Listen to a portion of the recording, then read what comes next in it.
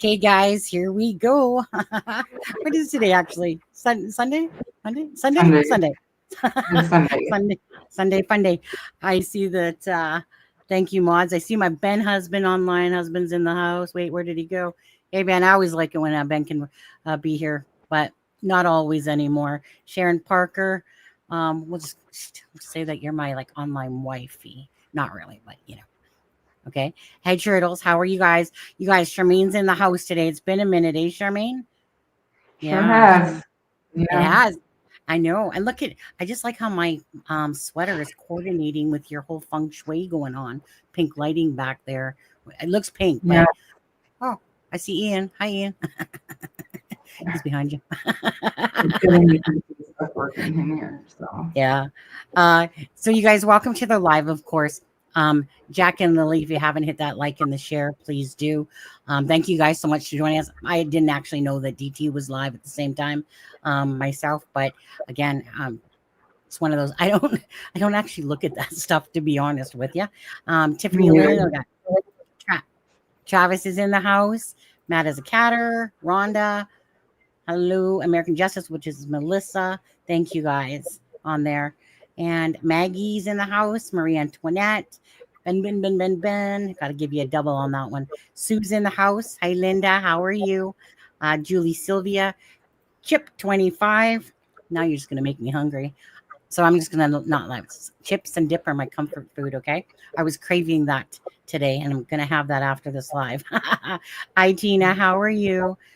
Yeah, sorry, you guys. I'm on the mid shift, so I literally just got off work not too long ago, and of course I had a call at 3:59 when I was off at 4. Peach. of course you did. It's always the way, eh? Hi, Wolfie. How are you? And thank you for all those emails, by the way. I just want to say, yes, ma'am's in the house. Red Miller, Crisscross, Crisscross, and then Shannon. Shannon, thank you for that super sticker there. Thank you. Let's see here. Ernestine's in the house, and we're just going to do a few more here. Louise, thank you for being here, guys. Again, Charmaine hasn't been here in a minute. She's done a few lives on here. Charmaine, are you streaming to yours right now? No. I decided not to. Okay. Wow. Can always download it and send it to you. Kim Mitchell's in the house. Janzi, PEI Ghost. Ooh, look at that. PEI Ghost Hunter Society. Yeah. Maxie, nice to see ya. DT is still being DT. Hey, you know what? At the end of the day, we all have our different thinking and stuff like that, right? But you guys know that you guys can come here, have that space to have your different opinions. Just be nice to each other, okay? It's already a nasty world out there going on. Hi, Carla. How are you?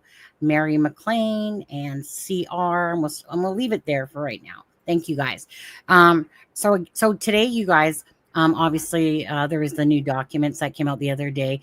I posted them in the Facebook group, and I said to anyone, whoever wanted those new documents could email me at crimeandshame@gmail.com. Grateful to, of course, the person that sent me those. Okay. And again, I just like to visually look at the documents.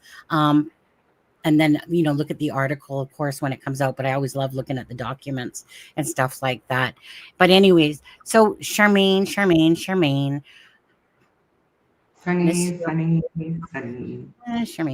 Charmaine. Yeah. Missed you. Love you. I love you too. And I miss you too. Yeah. I know you're busy and all that stuff. And again, if you guys aren't what do I want to call it? Subscribe to Charmaine's channel. I'll put that, like, her channel comes up within the stream as well. Okay. And true crime story. Yeah. So I say it right. It just came out the stream. I just posted it. Okay, good. Please Bring Me Home. Again, that's the website for Please Bring Me Home. Again, I want to say a big thank you to Please Bring Me Home. Jack and Lily need answers, searching for answers. It's been over 5 months, 5.5 months. Well, 5 months and 17 days to be exact. But it's definitely wild and crazy cases. I keep calling these cases because even though that's what they are, but they're like, I take them on personally whenever I take on, right? And because there's people behind, um, these faces that are living this nightmare each and every day, just trying to understand, let alone the public that is confused, frustrated, saddened, of course, and stuff like that. And it is really a case that you thought would have been, you know, within the first couple of days, and then days turn into weeks and weeks turn into months. And here we sit today, and it's like a dog chasing its tail, you know? It just keeps going like this, and then you Yeah. start going, "Oh, I think this, I think this, I think that," but you just kind of keep looping and looping because every time documents comes out, more questions come out, more thought, more thinking, to it all comes out and stuff like that. Have you had time at all to look at the documents, even though there was just certain things that came out? Did you look at it? I saw just some of the stuff that was unredacted. I Oh, didn't. thank you. Okay. I literally haven't had time to sit down No and go problem. through. You know what I mean? Well, so basically, obviously, in the latest document drop there is about Justin, and then about Brad, and about another person basically. So we all knew about Brad from the Globe and Mail article, and when they talked about a witness about hearing a vehicle 5 or 6 times, between 12 and 5 approximately, and then so in these documents, he says 3 to 4 times.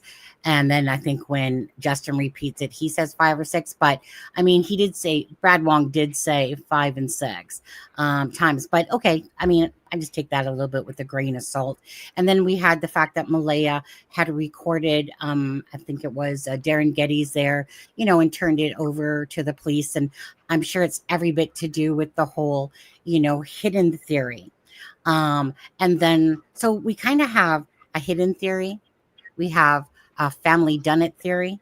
We have uh, walked away in the woods somewhere kind of theory going on, mostly from the DT show with that, and then now we're introduced to these two names. Well, one newer one name, and it's kind of like,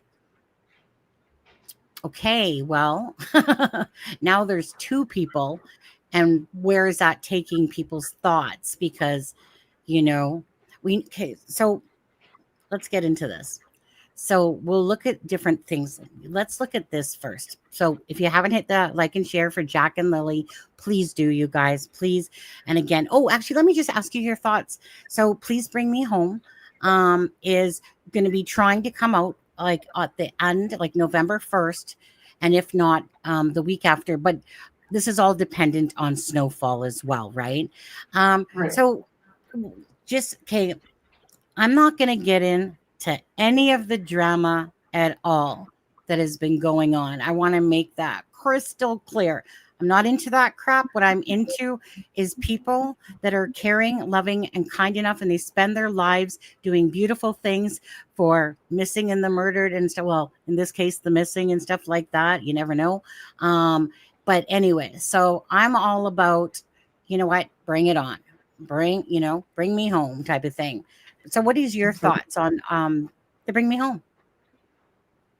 Please bring me. um, I mean, any help is good, right? And if you have a organization like that, you want them to come in, and any effort to search for Jack and Lily, especially before snowfalls, I think should be welcomed by everybody and anybody in this case. And the people who make excuses or try to get away from searching on specific days because they have other plans, I mean, seriously rethink your priorities. To me, I feel like Jack and Lily shouldn't have to wait for schedules to align. It should be whenever the organization is able to get there. And that's all I'll say about that. So we're not going to get into any of the crap. Was that But part of Facebook? Was that part of the Facebook group stuff today? from what I understand, yeah, there's just a bunch of reasons why this day wouldn't work or that day wouldn't work. And it's like, give your head a shake. Jack and Lily do not need to wait for your schedule. And I hope that Please Bring Me Home isn't listening to all the drama and all the bullshit, because Jack and Lily deserve so much better than that. They do. And I honestly, I mean, I've only heard about it from Kent, but like I always tell him, I'm not into that stuff. I don't pay attention to those groups and stuff like that. What I care about is Jack and Lily finding answers and talking about the case. So anyways, I just want to say this. Again, to me, Jack and Lily need help. They need help finding answers, right? I know that families get frustrated with the RCMP, or when there's nothing happening really, right? That you're not seeing any movement, and it must be absolutely frustrating. So all I can say is this: anyone that's willing to give their time and stuff like that in cases, and that I can't thank people for having just beautiful hearts, whether it's you guys here that are pushing it out to the algorithm, coming here to visit this channel and stuff like that, making beautiful art pieces, paintings, rocks, and all that different stuff, logs. Again, bless your caring hearts for all that stuff. So give your all self, a nice kudos there, because honestly, it truly takes the kindness of others. And that's why there's beautiful people like the Please Bring Me Home, right? That, again, there's not a lack of cases going on out there, right? But it was a pleasure having Nick on the other day. Chrissy Tavers was in the chat there. Kent organized that. So again, very much appreciative to it all. Bless Belinda and Chelsea on that, because like I said, just want answers. Okay, so we're going to move on. So to that. And Shannon, thank you again for that super chat. Melissa, yeah, we're going to have to, well, when I say we, I mean you. She's really great when she did the Sebastian Rogers documents. You guys know I talk about Sebastian Rogers' case because it's very parallel to here. So Earl, seems like Earl is, it's almost like a little loose cannon that's ready to explode. This was 3 days ago, and I know he's posted more. I'm not going to get overly into that. But he did post, about 2 people, and it wasn't rocket science to refer that he's talking about, Brad and Justin. But he says, as for my last post about Lily and Jack, I got much more to post as time goes on. Stay tuned. I have RCMP long enough. Now I'm getting pissed. Well, keep getting pissed, okay? Everyone should be pissed that we don't have answers for Jack and Lily. So whenever family speaks, I always say, listen, whatever you want to deem as accurate or truthful, that's totally up to you. But I personally love it when family members are speaking myself, because I just try to get a glimpse more for myself. Do you understand? For myself, first and foremost, I'm always trying to understand this puzzle of whenever there's cases going on. I'm always trying to understand a timeline and how that timeline can fit with what's being said by family members, or, people that are close to the family. Just more of that, what I would call, take it more with a grain of salt information, RCMP, whenever the docs come out and stuff like that, and we learn a little bit more. I'm not into the whole rumor gossip mill and stuff like that. I just really like to, for the most part, again, myself, family. What about you? Family, RCMP, news media that interviews and stuff like that. And, That's about it. Yeah, a little bit more, perhaps. Again, it just depends, to me, who that information's coming from. But as for all this drama in Facebooks, to that, to be honest with you. But I mean, I think it's interesting that Earl is now frustrated enough to be speaking up, and I think it's important to listen. No matter how cryptic and odd some of the posts are, I think that it shows a man who's at his wit's end. I can only assume that part of that is with his son. There's a reason, like if Jack and Lily were kept at arm's length, which it sounds like they were, there's a reason why they're so emotionally invested, and it's taken 5.5 months for him to get to this point, or I guess 5 months on the nose. 5.5. Well, now, but when he first, his first post was like the day before 5 months. Right. But he seems to be, I don't want to use the term unraveling, but he seems to be pretty frustrated about the lack of transparency, the lack of truthfulness. He seems to be really frustrated. And I think, to me, it seems like he believes, like a lot of other people do, that he can do what the RCMP have failed to do to this point. So I think he deserves a voice and a platform. I can't wait to see what else he comes up with. And you know what? Honestly, I'm just about any family member speaking, right? Get mad. Jack and Lily are missing. They deserve answers. Simple as that. Let the truth come out, whatever it takes, as long as there's answers for Jack and Lily. That's what I care about. If Earl wants to start getting pissed off and voicing his thoughts and stuff like that, go to town, Earl. A lot of family members are getting frustrated. And, that's why there's been some of these interviews throughout the time, like on Hidden in the Fog on here, or talking, behind the scenes and stuff like that. Again, like me, you, Kent, have all talked to some different people throughout it. And the goal is, regardless of our different thoughts, we're here for that one common denominator, which is answers for Jack and Lily. The children, they're beautiful. Is this the only screenshot that you saw for Earl? No, I saw some more. Yeah. Yeah. I mean, the thing was, I know that there's more screenshots, and it was just, could have cared less if I put up more. I know that they're out there because I know we can talk about them still, or you can read them. But before we get even further into this, okay, I'm just going to show a quick video, Charmaine, because, okay, this is what I was like putting the thing for 610 for, because I was like rushing, right? So I'm just quickly going to show a video, okay, for Jack and Lily, and then we're going to get right into it, okay? But I just want a reminder that these beautiful children that belong to people, right, family members, whatever, that are just have huge holes in their heart, they're in grief, they're frustrated, they're all those things, and I don't blame them, right? I mean, sometimes in the true crime world, 5.5 months isn't a long time, but imagine living that daily, right?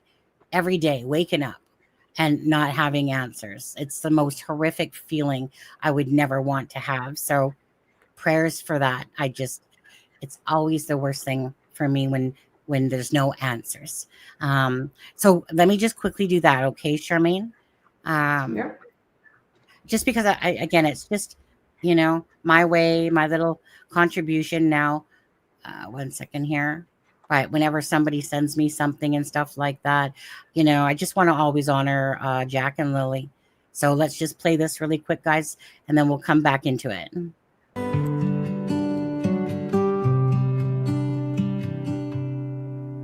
In the quiet dawn of a May morning, two little hearts went out to play. Lily's laughter, Jack's small footsteps vanished with the breaking day. Come home, Jack and Lily, we're praying for your steer. The woods are deep and silent,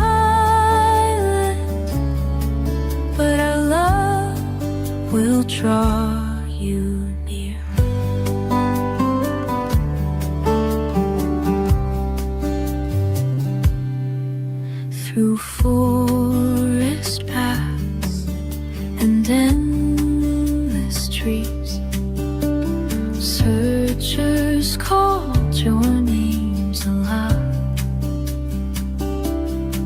Hope flickered in the morning breeze as prayers rose up to the clouds.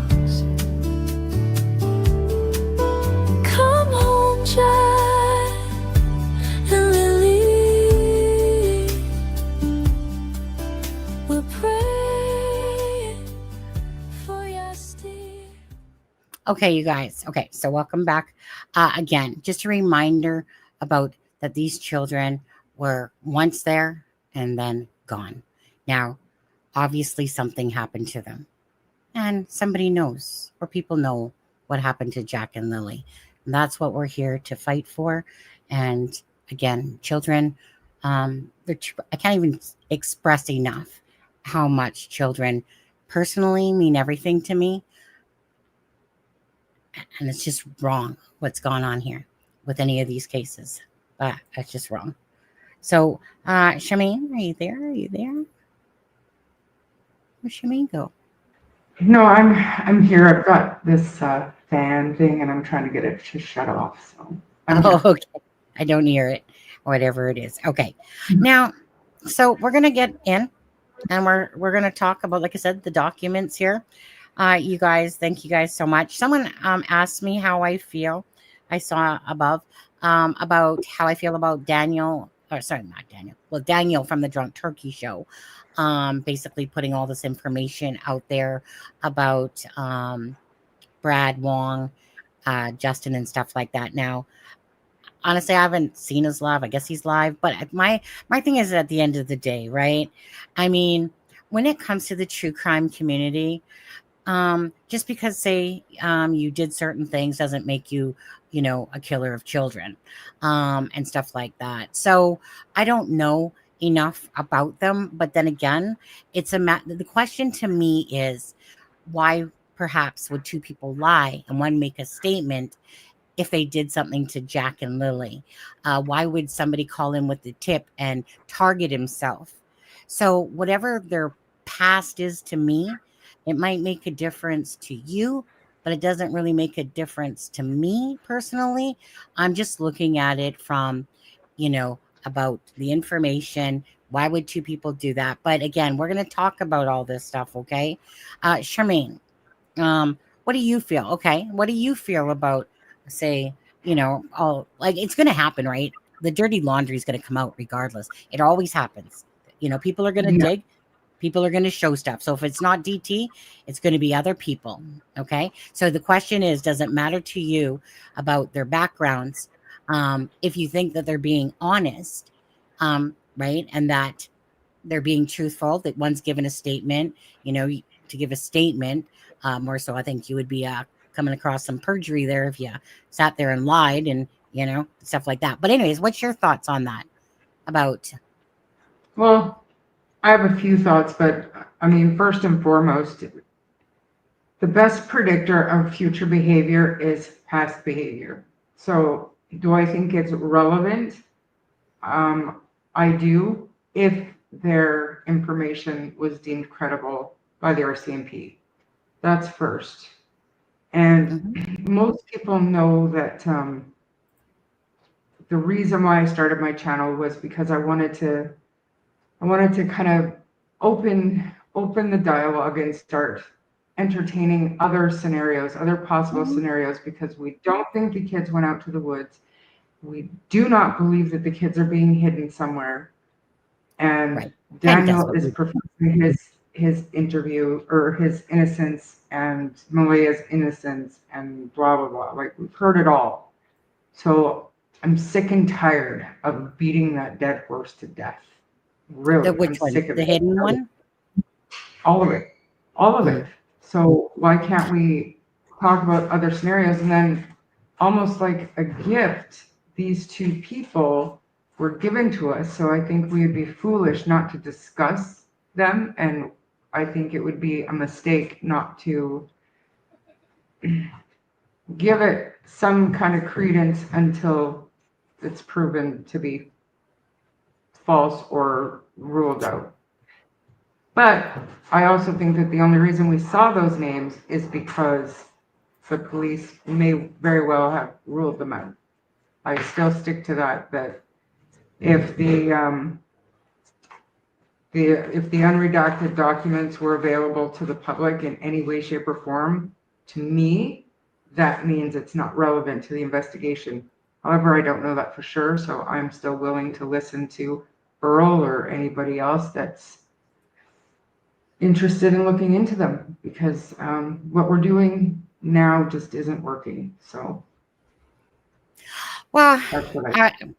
yeah, and well, first of all, I will always agree that I'm open to anything, as long, like for me, like each of you guys yourself, right? But if I deem it like the hidden hole theory, for instance, I mean, I know it's kind of like Kent's path and stuff like that. It's totally not my path at all. I'm gonna absolutely sit there and say for myself. Doesn't mean I'm right, but I think I'm right. But it just means that everything I've looked at with all the information, it seems rather a conspiracy theory more than fact. Now, I know what Daniel's been doing and what Daniel's been pushing. I know what Darren's been saying and Darren's been pushing. But, again, where's the credibility to that at all right now? So my thing is this still, it's going to be Occam's razor. Usually the closest truth is the straight path going on there. And that's just the more likely scenario.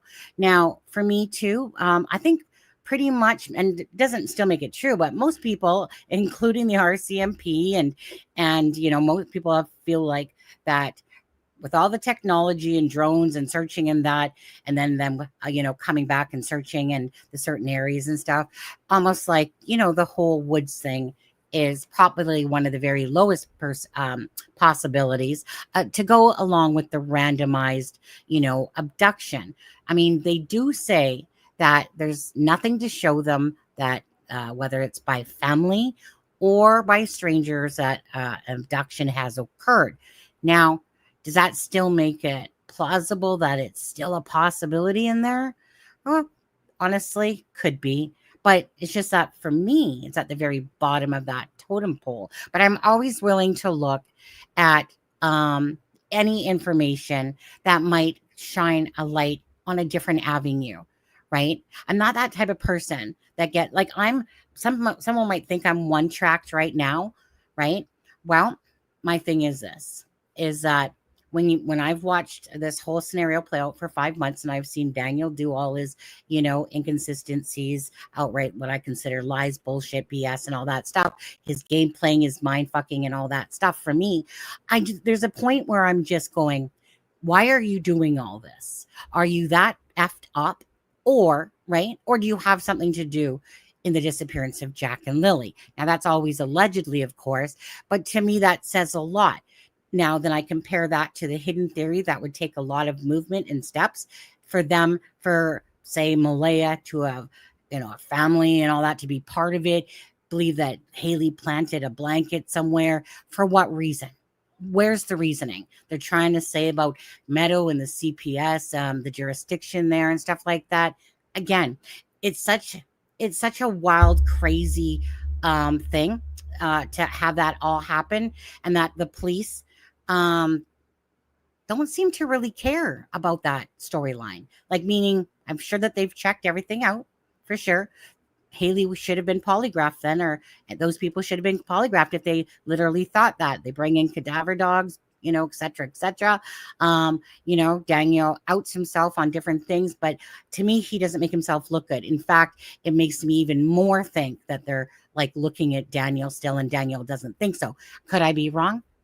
Absolutely, right? But where does, say, Justin and Brad fit into all this? Well, obviously we got Justin hearing a vehicle at 1:30, says that he goes down to the track, and then heads back up towards a Larg Road.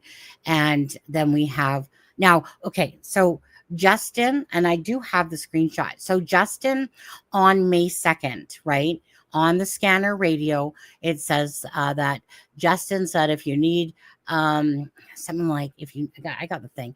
If you basically need someone to talk to about different vehicles on the road type of thing, basically let them know. Give them a call type of thing. And so they got a statement, I guess, from him on like May 7th, or sorry, May 17th. Now on May 8th, I believe it is that Brad turns in a tip. May 9th, they talked to Brad. He doesn't want to do a statement, but he's willing to talk to the police. And said, so originally he said 5 or 6 times, but then of course in the documents 3 or 4. I'm kind of tit for tat, but it does mean a lot when you don't have the actual knowledge and you're going 5 or 6 times. Let me think. Move, someone come, take the body, what's going on here. So you're trying to think of all this information that's coming into you, all the, about Daniel doing drugs at night, and Malaya saying that he was doing drugs and he was tweaking all night, tells Alana that. Plus, I've heard it like 3 times now, right? We all know that Daniel's admitted to doing, the drugs. We got taxed. He said it on DT show. So that's not out of the equation, really. He does have a hard time with memory lapse, it seems like, from Thursday. And the timeline is so funky to me, it's not even funny. Doesn't make sense when you look at it all. But in all of that said, Charmaine, the survey that I asked, so going on, so it says Justin and Brad are being honest, 64%. Daniel is truthful, no car, May 2nd. 5% only believe that in this, and that's out of 161 votes. In a dilemma, undecided, 30%. So that kind of gives you a little bit of for this channel anyway, that most people are geared to believing Justin and Brad. So Earl basically was referencing, okay, because obviously we got the posts and seen those. You could tell that he was referencing, we got 2 new names, right, to look into. So obviously that would be Justin and Brad. So what do you think about that? Well, I mean, first of all, there's a question from Travis. He was wondering if Justin had told the RCMP that it was Daniel's car, and no, it was Brad. Brad told Justin that it was Daniel's car, and to me that sounds more like men being men, just bullshitting. I mean, there's so much speculation around Daniel that stuff like that, unless they told the RCMP information, then it's shit. Like, that means nothing to me. But well, I don't live in the area, so I don't know if it's possible to see that driveway from through the trees in May. By the way, I mean, I don't know what to think, and that's why I'm willing to listen. Well, I was going to say, obviously, if it's in the documents, they spoke to RCMP, right? I mean, that's where it all came from. And actually, it was very interesting yesterday. Yesterday, I pulled up on Gemini AI there about how it works for the news getting redacted and, like unredacted things and stuff like that. It was actually quite, like the way that the process works and stuff like that. Because I just kind of wanted to know, like, exactly what happens there, right? Between, say, the lawyers from Canadian Press, Globe and Mail, CBC, how that kind of works, and versus, the RCMP about what information they're willing to, it usually comes down to the freedom of information and how it's deemed. Is it important? Is it truly important information to the case that they don't want to put out there, right? Because it would, obviously, could ruin the investigation going on and cause issues. But obviously, as these more redactions are getting done, so thank you to the newspapers there for fighting for this. Totally appreciate it. And yeah, so I just thought it was kind of interesting. Usually it said that, most times, a lot of times, the news courts or the newspapers, like, use it in the court there, and then basically, I think it was like the judge decides or something like that. But I guess it just depends if there's some sort of agreement between the lawyers, and or do they have to take it that far? But they said that most newspapers use the. I'd have to look exactly how it's worded. I ain't no freaking lawyer court person. I just AI, is a good tool for a lot of things. I've never made an AI thumbnail yet, though. I'll tell you that much. But I do. It's like, it's like looking up a recipe. Before, you never could do that. Now we got AI that can literally go ching, But anyways, okay. So really so quickly, Shimmy, though, go ahead. to Julie, Justin had never met Daniel or Malaya. Daniel's told me that Justin has been to their property numerous times. So that's, not sure where you heard that from. Justin was aware kids lived there, and he has been on the property numerous times. So. Sorry, that who's been on the property numerous times? I'm sorry, I was too busy reading Boss Man's. Justin Smith. Oh, right, because he had helped Janie, and is what it said in the documents and stuff like that, right? Because we had the original anonymous poster from the start, that came out right near the get-go, right? And so that information, like I said, comes from Daniel, and I'm trying to be Switzerland, and I'm trying to be kind, but everything that I hear, I always take with a grain of salt, especially, like, I consider the source, no matter who it is. So, but according to Daniel, Justin Smith has been to his property numerous times. Okay. So, but the thing is, okay, so this is where, okay. So I, of course, Daniel, we have a Kentucky KFC type relationship going on here. You know that, dude. I don't believe a word that comes out of your mouth, right? Because the thing is that you lost any of that credibility with me. I know that you try to convince me and all that stuff. But once I deem somebody a liar, and that they're not being truthful, you can't come back from that. That's as much as you try, I'm sorry, but it just doesn't happen for me. It's kind of like, it's kind of like the wolf, right? Crying for the wolf and stuff like that. But, again, you're going to say stuff, you never shut up, to be honest with you. And maybe that's a good thing for you if you had nothing to do with it, or maybe it's your downfall because you're saying way too much, and then you're getting caught up in all this drama, side noise to the side, and that's not keeping you down. So either you're fighting for your innocence really hard, or you're looking like a total fool by all these inconsistencies. The truth will come out regardless on that. But okay, so for me personally, like I said, for me, Justin and Brad, I think they're being truthful myself. I can't see a reason why not, but again, especially if you make a statement. But Daniel, he always deflects, right? So meaning we know that they were already talking about Brad in Janie's clippings and stuff like that, talking about the neighbor trying to take the heat off of themselves, and but everything is always a deflection. And right, no car, no vehicle. So two people are both lying. I guess they joined forces and said, we're going to pick on Daniel Day, and we're just going to accuse him, and we're going to bring our lives to the RCMP, even though we could have just shut up. So it's stuff like that I always think about. So what's your thoughts? Because I just think that Daniel is always deflecting everything. Doesn't matter what comes out, it's going to be a deflection that person is doing this for that reason, right? I don't know that Daniel's come out and said, and I could be wrong, I've been so disconnected, but I don't think he's come out and said anything publicly about the motives of Brad and Justin, other than Brad is the one who started the drug party rumor. He has said, yeah. I don't know what, if anything, he said publicly recently. I know. Not recently. Well, Well, since But these documents came out, I assume he's been out there talking about Justin Smith, but well, about them working together kind of against him.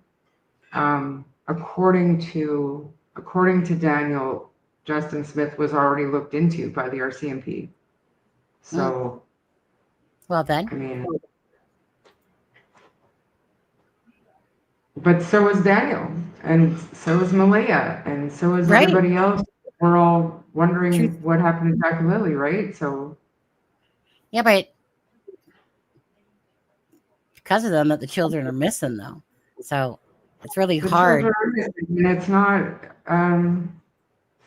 I can't said it again, and I just want to reach through. I just want to shake him. I just want to shake him because he said it's not. He's saying it like it's concrete fact. It's not an abduction, and I mean, you're flat out wrong. You're fucking wrong, man. It doesn't matter what you believe. It doesn't matter what you believe, but unless you believe either their lives were ended on the property or they wandered off into the woods, anything else, any other scenario, no matter who took them off the property, it's an abduction. So Mm. stop saying it wasn't an abduction. Um, You and, can't and just have so you can't have it both ways. I was going to say, just so you guys know, this is the same shit that we say within our. So me, Kent, and Charmaine, we have our little group messenger that we say the same shit to each other in there, right? Like Kent knows today. I said, Kent, you got to stand down on this one. I'm not talking about the hidden theory and stuff like that. You're gonna have to do chat today, and it's not that I would take away Kent's own thoughts. We are entitled to that. But having Sure, had but Charmaine on, if you're gonna talk about and push the theory that they are taken and hidden, mhm, it's an abduction. And I correct. don't even if it Malaya herself, the custodial mother, took those kids off the property and hiding them and is claiming that she doesn't know where they are, it's an abduction. Stop Mhm. it. The word abduction doesn't Kent, it's go sit in the naughty corner. Yeah. Okay. So exactly. abduction. So what would be your reasoning? Because I don't think that they're lying, and I get it, right? So the people that were never aware of true crime before this case, and this is your kind of first time coming in it, okay? You know, I'm just not even gonna bullshit you guys, okay? It is a nightmare from hell in a lot of ways, and it's also a good tool. It's one of those things you got to take the good with the bad, but the minute you even enter the circle of the layer, okay, of the true crime world, your whole life is going to be put and brought in typically in front of you. Now, I get it, but that and sadly it's true, right? The world has changed with technology. Spaces on the news, how they do things and how we do things, totally two different things, right?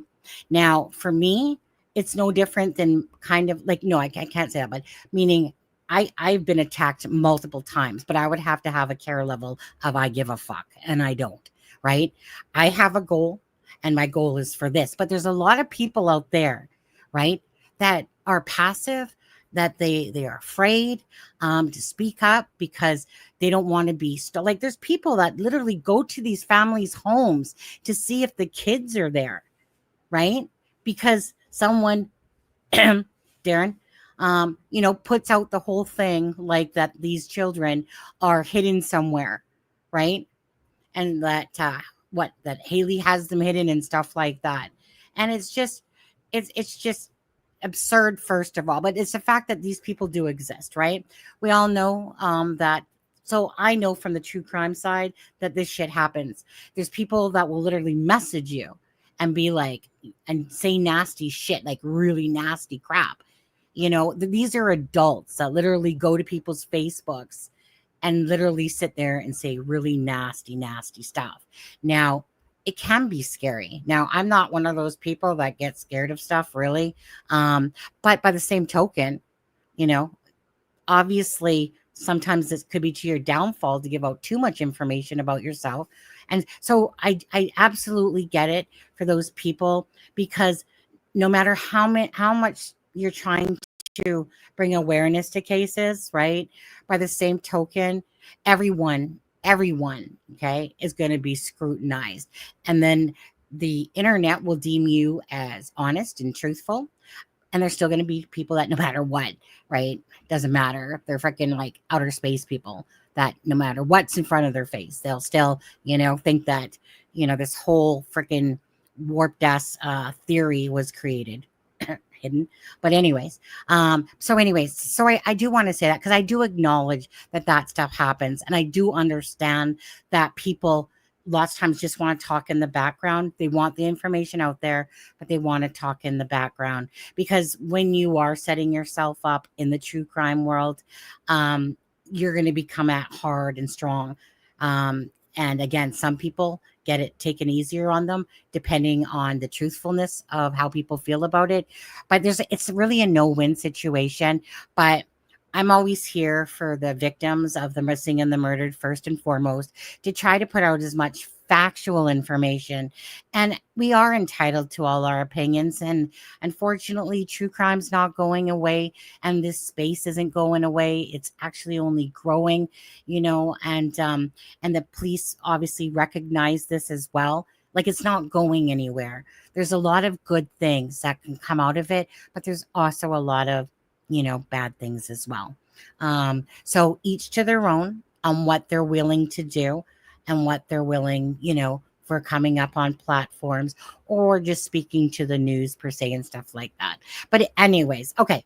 So Bossman says, where and what fucking world would they benefit any possible about lying about this? Please tell me. Please tell me.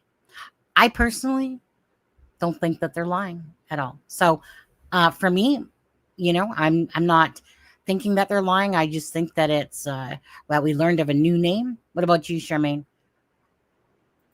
Do you think that there's a possibility? Because I did hear, and this is from a couple people. I did hear that Brad and Justin knew each other, part of gangs or whatever and stuff like that. I did hear that from a few people today. Don't know nothing about that at all. Looking for Jack and Lily, so I think, I heard it too, that they're not, it's more Brad who's more of a certain element, whereas Justin is just kind of one of those friends that you have that, maybe not involved with a gang or whatever, anything like that, but still a trusted friend, is what I heard. And do I think they could be lying? I think lying is a strong word. Okay. We've heard about the car, and we know that tip came from Brad. And I don't believe that. I believe that it's possible Brad told Justin, it was Daniel's car, but I don't think that was told to the RCMP. I think it was just bullshit to bullshit. But it was in the documents. But that Brad told Justin that was what Justin said. Yeah. So that's in the documents. It's not, but Brad didn't tell the RCMP that it was Daniel's car. Justin said that Brad told him. Right. Gotcha. Car. So that's different. I get what you're saying. Brad reporting that to the RCMP. That's different. That to me is just men shooting the shit, whatever.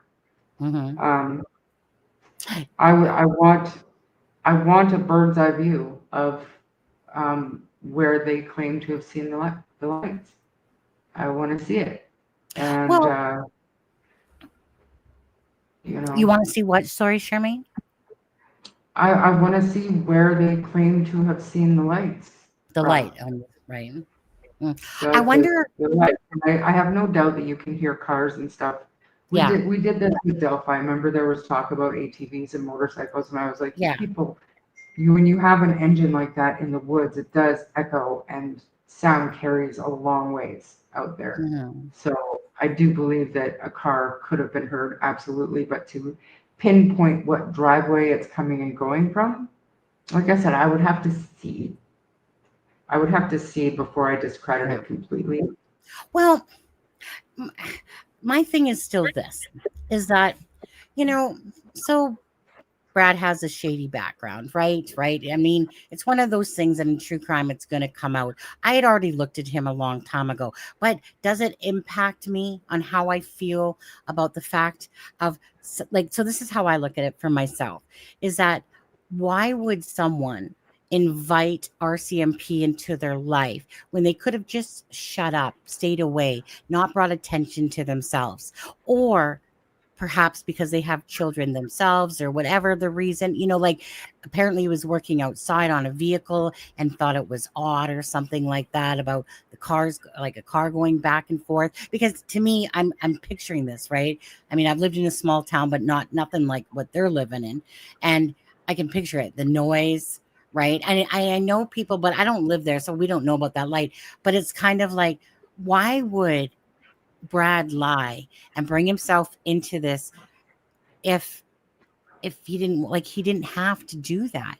So and then so like I said, I believe the tip came in on the 8th, 9th.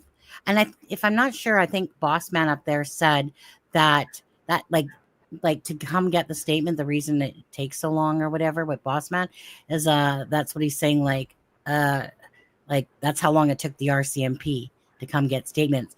Maybe it's kind of like how long it took them to get those cameras from Melissa Scott, you know, on there. Because don't get me wrong, I think that there's a lot of people out here that think that, why wasn't the area, sealed off, right? Downgraded. That's typical. We know about cadaver dogs, obviously, and we're just poor ass here in Canada for those things, really. So it's not like they're, you know what I mean? They're going to use their resources and funds properly or when they feel it's necessary, regardless. They had scent dogs, I guess, at the start. But I just going back to Brad, like I just, so again, the Globe and Mail spoke to Brad, and this is when he was anonymous in a sense, right? And I had actually, wanted to know too, like, okay, is this a valid tip, do you think, right? And all that stuff, and is this person being truthful, and stuff like that. So these were all my questions as well, but I just couldn't see why someone would invite the RCMP into their life when they probably don't like the RCMP too much to begin with, but yet they're willing to put themselves to the case for whatever reasons. And I just, that's why I just can't see that. Now, Justin, I have no clue about that man. Besides, on the second we heard on the scanner audio, on like when it first came out, Plunder had it out. Got to plug Plunder because she's a rock lady there when it comes to information, and she put that out. Now, so Justin, I don't know nothing about. Apparently, DT was showing 3 different spots that Justin lived, and I guess on the KOA there, and then he's trying to say like, well, how could this person say that? I just don't think it's as clear and cut. Like, well, it's down here, so you can't see the lights, or you this and that.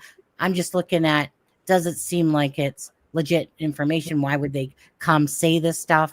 Why would 2 people? I don't think that there was a block party going pick on Daniel Day.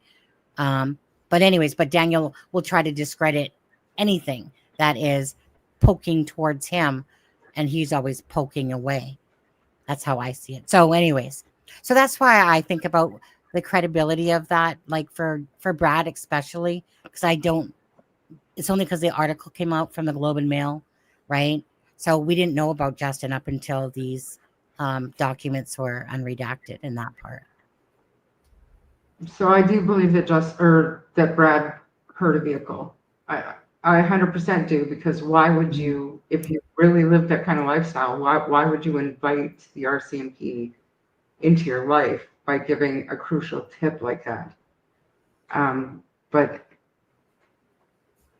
the Justin part, I don't know, and I am digging into Justin Sundance Smith to find out who this guy is, where he's been, and kind of the type of person that he is, because I do believe that it is relevant. Like I wish we had the certain registries and stuff in Canada where we could check, but we don't. But Yeah. all of No, that I get it. could be relevant, and at the end of the day, I mean, I think we can safely say that the RCMP didn't take any kind of dogs through Justin Smith's RV, or it, to me, it's something that needs to be followed up on, even if just to be ruled out. And maybe the RCMP already have, Right. maybe. I mean, no matter what, I always think like I'm not one of these people that's blinded, right? Like sometimes people say the damnedest things. I am not. I did not fall off a turnip truck yesterday at all, right? Like I said, you always got to be looking at things for sure, right? But I've had quite a long time to look at the whole Brad thing, since it came out by the Globe and Mail and stuff like that. And then to come to find out that there's, a secondary person. I just can't see two people lying for this. And of course, the mission is Jack and Lily. Where does the truth lie? They said that there's been nothing to show of an abduction towards family. And of course, this would be considered an abduction towards family or strangers. So this would be considered an abduction in a sense if someone believed that they had something to do with it at all. But again, we don't know where the truth lies here. My thing still is Danielle, I'm going to piss in that pot until there's answers for Jack and Lily, because all you want is people to be truthful. And when children are missing, and again, right? Yeah, people can have a past. Absolutely. But does that mean that they abducted, or killed children and stuff like that? But no. But why, when there's lying going on and mistruths, and like I said, I can break apart your dang timeline until you guys want to tell a consistent timeline. Okay. Because it's so easy to crack holes in that timeline. And I don't think that the RCMP are stupid at that either. But so it's, I don't know. Well, no, that's not true. I feel like, that they're definitely thinking that the kids are deceased. That's my opinion. I think there's a reason why the cadaver dogs came in. I think that there's a reason. If a handler dog were to say that, I'm sorry, but like I said, Daniel, your shit stinks and it doesn't shine like a gold bar. And Janie's timeline, you said she has a gold standard timeline and whatever. No. Okay. You were talking like maybe bronze at best for all that. But if it's the fact of, you guys really, to me, ruin your own timelines. And that's what that's all I like from looking at this case for 5.5 months, seeing the actions. That's where I'm at. So if there's something different, if there's something amazingly different to kind of make me think that, you know what, they're underneath a mushroom cup in the woods somewhere because somebody has proof or they found something of Jack and Lily's out in the woods at some point, and stuff like that. I'm probably going to hold steady to my thoughts on this one now until something else makes me change it, if there is at all, other than that. Right. And just because we're all entitled to our thoughts and speculation. But I want to read this to you. So this was a posting that Kent had actually put in our chat earlier. Okay. So it said, it was released, Mike, that Smith was standing on 289 at the Lordo Park, which is the KOA, at 9 a.m. on Friday, May 2nd, waiting for his drive to work. He had been staying at Lorda Park for a short term. He had been staying, is what this one says. He had been staying. He called search and rescue and LE, if you remember, and the call was to dispatch, right? Have that. Offering any help with identifying traffic on 289 that morning while waiting for his drive. He made the statement of hearing a vehicle, I think, on May 17th. Right. So that part's correct. So it's kind of like I'm wondering there. Okay. So Charmaine, I haven't had time to look. Do you have any idea the truth and credibility to the fact that Justin was staying at the KOA and he wasn't up the road or at his girlfriend's? Was there anything that kind of came out today in regards to what Drunk Turkey's show? I don't watch that channel. Well, no, but in any sort of, like, did you and Kent have any? Was there any messages, you guys? Anything going I on there? don't know. But anyways, I'm just kidding, Ken. No offense. But I did not. I mean, there's no way to prove or disprove, but all the information that I have about that would have come from Daniel. So, but I mean, I keep going back to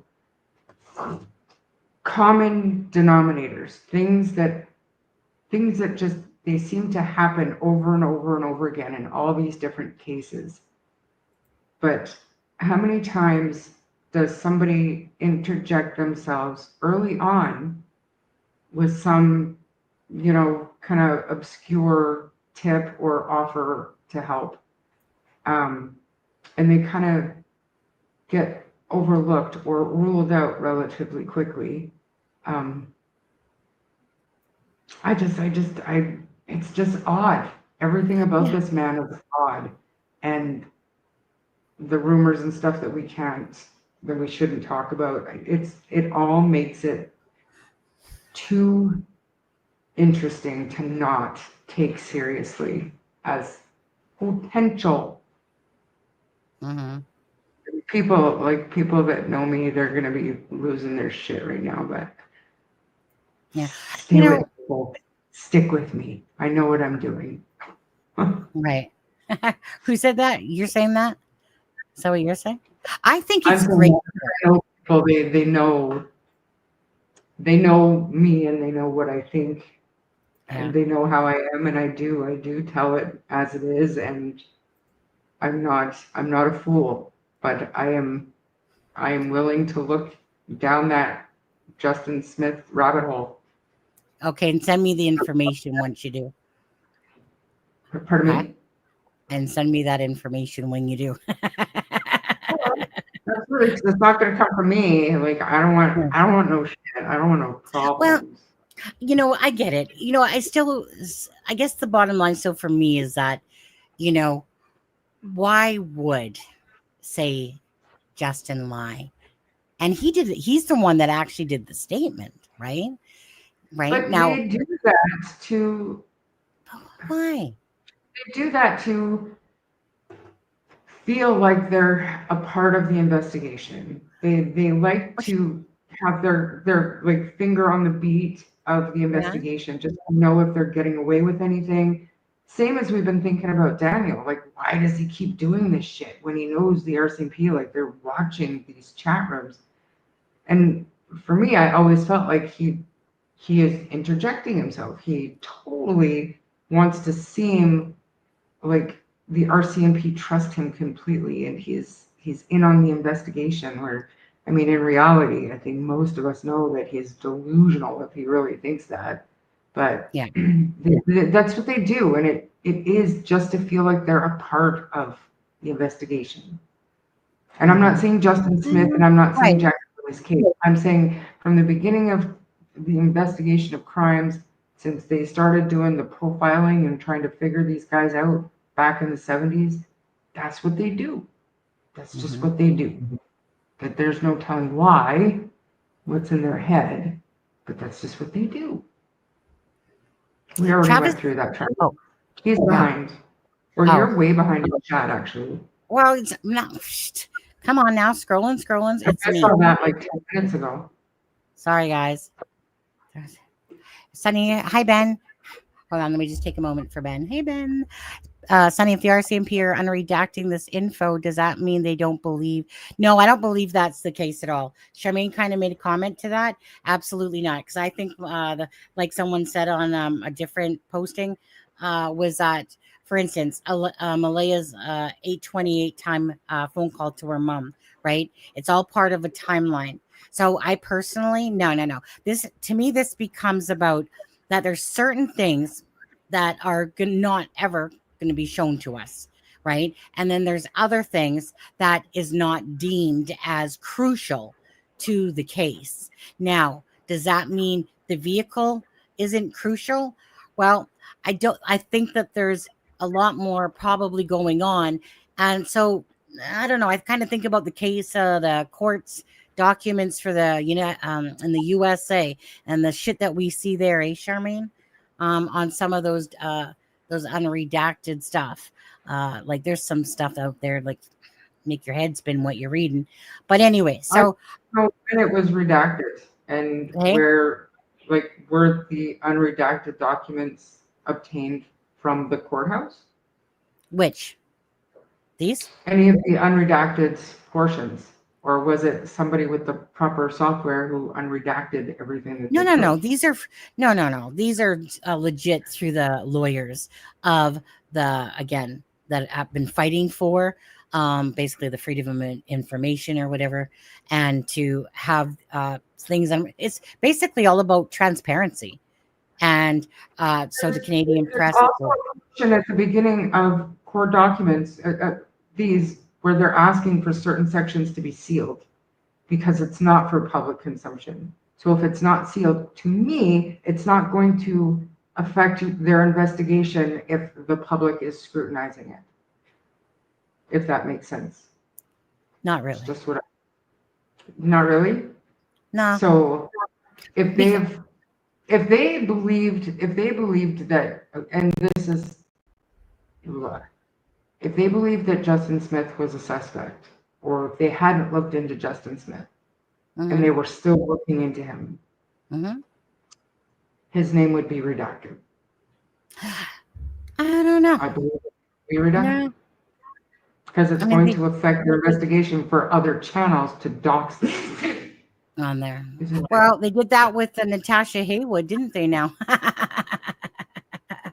Right? But she would be relevant to the investigation at that point. Well, I think it was irrelevant even putting that out there to us, to be honest. But no, so we'll just agree to disagree on that one, to be honest with you. Right. I still believe that there's going to be more. Right. So I don't. As the investigation continues, absolutely. I couldn't agree more. Yeah. And you know what? It just boils down to, for me, the truth, right? What happened to Jack and Lily? Why is there bullshit going on, right? Why is there bullshit going on, Danielle? Why, again, you're either the biggest narcissistic, manipulative, right? Controlling, trying to control a narrative and all that crap going on.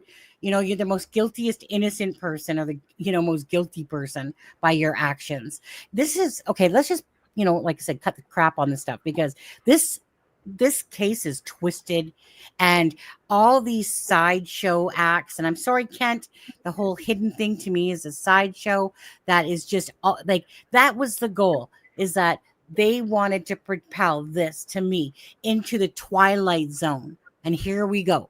Right? Darren and his crap, right? The whole freaking hidden thing.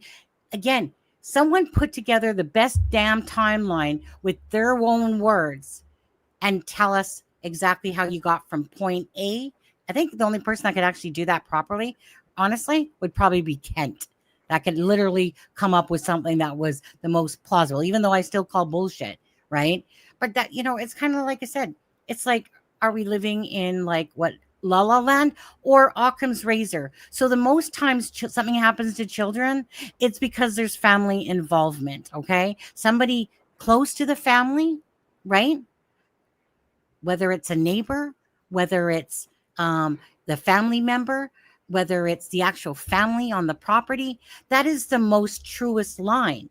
That's facts. That's, you can't, right, to sit there and think that it's normal to have cases where it goes from here to La La Land, right? And to sit there and think that all those moving parts, and that the RCMP are so freaking stupid and stumped with all their investigators on the case, and Malaya managed just to miraculously sit there and go, you know what, Haley, get your ass over to that tree and plant that blanket. Oh wait, right, but Haley, don't worry, because your child's at stake, your career is at stake, But let's sit there and make this, because why would Malaya, right, Charmaine? And why would Malaya, right, take her own dang children that Daniel has no rights to and hide them because of some jurisdiction of Meadow and some, it's just crazy. That's not normal thinking. That's way out there conspiracy thinking, right? So how many cases? Go ahead, Kent. Kent, tell me how many cases end up with that.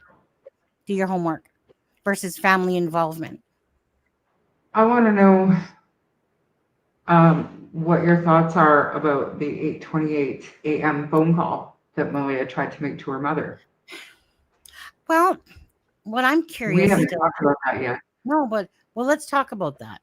But we'll also talk about why it could be still in the redacted, because Cindy said that Patty had called her, right?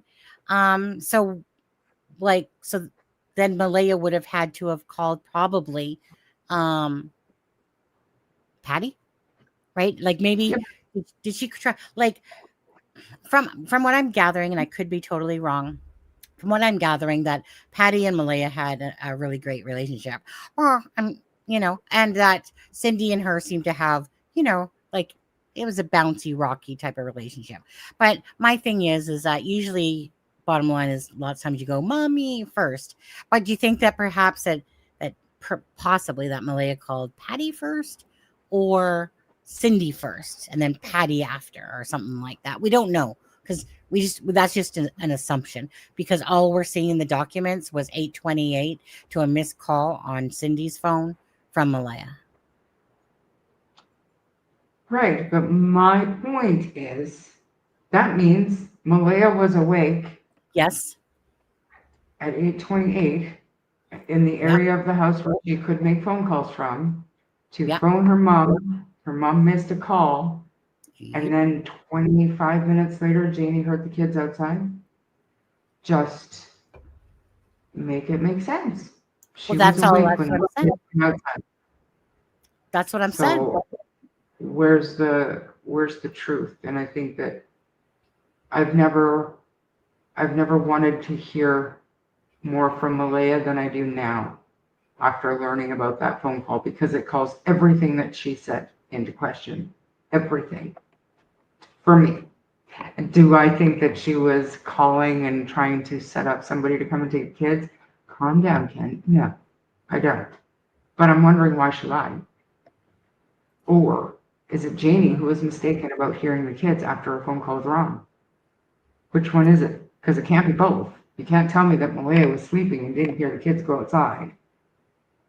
Well, that's the thing, right, Charmaine? We can tear apart this timeline by their own words, right? Like, honestly. And that's the part, right, between watching Daniel for me for 5 months and all this stuff that keeps coming about the blanket, wasn't Lily's. Oh wait, that's a different blanket now. Oh wait, right, Haley planted the blanket because she was stupid enough to come in after the searchers, are there in the RCMP, and let's go, right, I'm just gonna dig myself a hole right into that, garbage bag, right here you go, woohoo, guys, let me just grab it off the railing, the small part, make it seem like it was out of the garbage bag. I'm going to go down, just to make an announcement, everybody, in front of everyone. Just going to put my hand here and go down the road and throw up the blanket, which is like 3 feet to 3.5 feet. It's ridiculous. But Daniel, like I said, it's stuff like this. It's stuff like Darren, Darren, what do I say about Darren? Darren, come off your high, dude. Okay, come back down to the ground. He went to go visit Daniel. Janie and Daniel sold their stuff to Darren, and ever since then, he's freaking waving that flag, going, "Yeah, there. I'm going to stick to this." Okay, get off the high on that one, because it's like I said. He literally said, right, and multiple times. And first of all, Darren, don't forget, I got you on recording saying that Daniel wasn't necessarily a great person, that you saw that side of him and stuff like that. And now you're walking around going, Daniel's a great guy. He's a really good guy. Really? Well, what about that stuff that you said to me on the recording, right? And the stuff that you said on my lives. But in saying that, so Daniel said the reason he lied about the blanket. Daniel said that the reason he lied about the sweaters is because he thought Malaya's family was planting it against him. And wait a second. No, stop, you guys, right? taking it all back now. Different blanket, the sweaters. Now, you know what? If they're found with the kids, I take that back because Malaya, she took him as scratch and sniff so she could sniff Daniel's essence every night that he was gone. That's how much of a like seriously, that's how much of a narcissist this man is to literally think that you're right, my bad. Malaya, she left me, but she wanted to have the white and the blue top, and stuff like that. Again, just to, stick it up and Daniel, I like the controlling. Oh yeah, Daniel, fuck off with that shit. So, for me, like I said, you know what? I mean, the man just doesn't know how to tell the truth and bit him in the ass. So again, is he the most guiltiest innocent person ever? And he absolutely sucks ass at projecting himself. And by the way, I mean, in real life, dude, sadly, I would probably think that you were a fixer upper, and like Malaya probably thought you were at the time and stuff like that, and was like, oh yeah, he's so great, wonderful, but by the waterfall and all that stuff, and reality kicks in. 6 months to a year, chicos, right? 6 months to a year, men show their true colors and stuff like that. I still think that Malaya was depressed as shit. I think she thought her life has just been a hellhole going on. She's keeps picking these partners that are just to her own downfall, and stuff like that. And I think that when she got with Daniel, like she just was pushing everybody away. She was not that she didn't have her own control, but I mean, when you start pushing everybody out of your life because somebody says that if you don't do this, I'm gonna like leave you, and you got 2 kids and then 3 kids and stuff like that, I would be depressed. You'd have to probably stick me in a mental hospital if I had to be out there in boony ass land in that that trashy house that's up there. Okay. That was a death trap to the children, and then think that I'm going to have a happy life with a controlling narcissist. Not going to happen. So anyway, I think Daniel's pissed about that. Something needs to be said for a girl of Malaya's age to be single with 2 kids. You do truly think that your options are very, very limited. And I've also heard that Daniel is a love bomber. So you've got somebody that treats you good and you've got 2 little kids. It's not hard to get deep in it. And then all of a sudden you're pregnant. So right. But still the story needs to make sense. And I'm not here to sit there and go, you know what, Malaya, you're awesome. But I understand from a female being in a domestic violence relationship. First one, everything about that was controlling, right? And kind of like Malaya said, like mine too, told me what to wear, would get pissed off if I this might have been too revealing because right, that's their own insecurities. Okay. Daniel, you're insecure as shit, by the way. But anyways, it's their own insecurities, right? That again, that these, and I'm not sitting here, whatever, but I learned a lot when I freaking met this narcissistic person online. Oh my God. I didn't meet him in real, but I knew he was fucked up.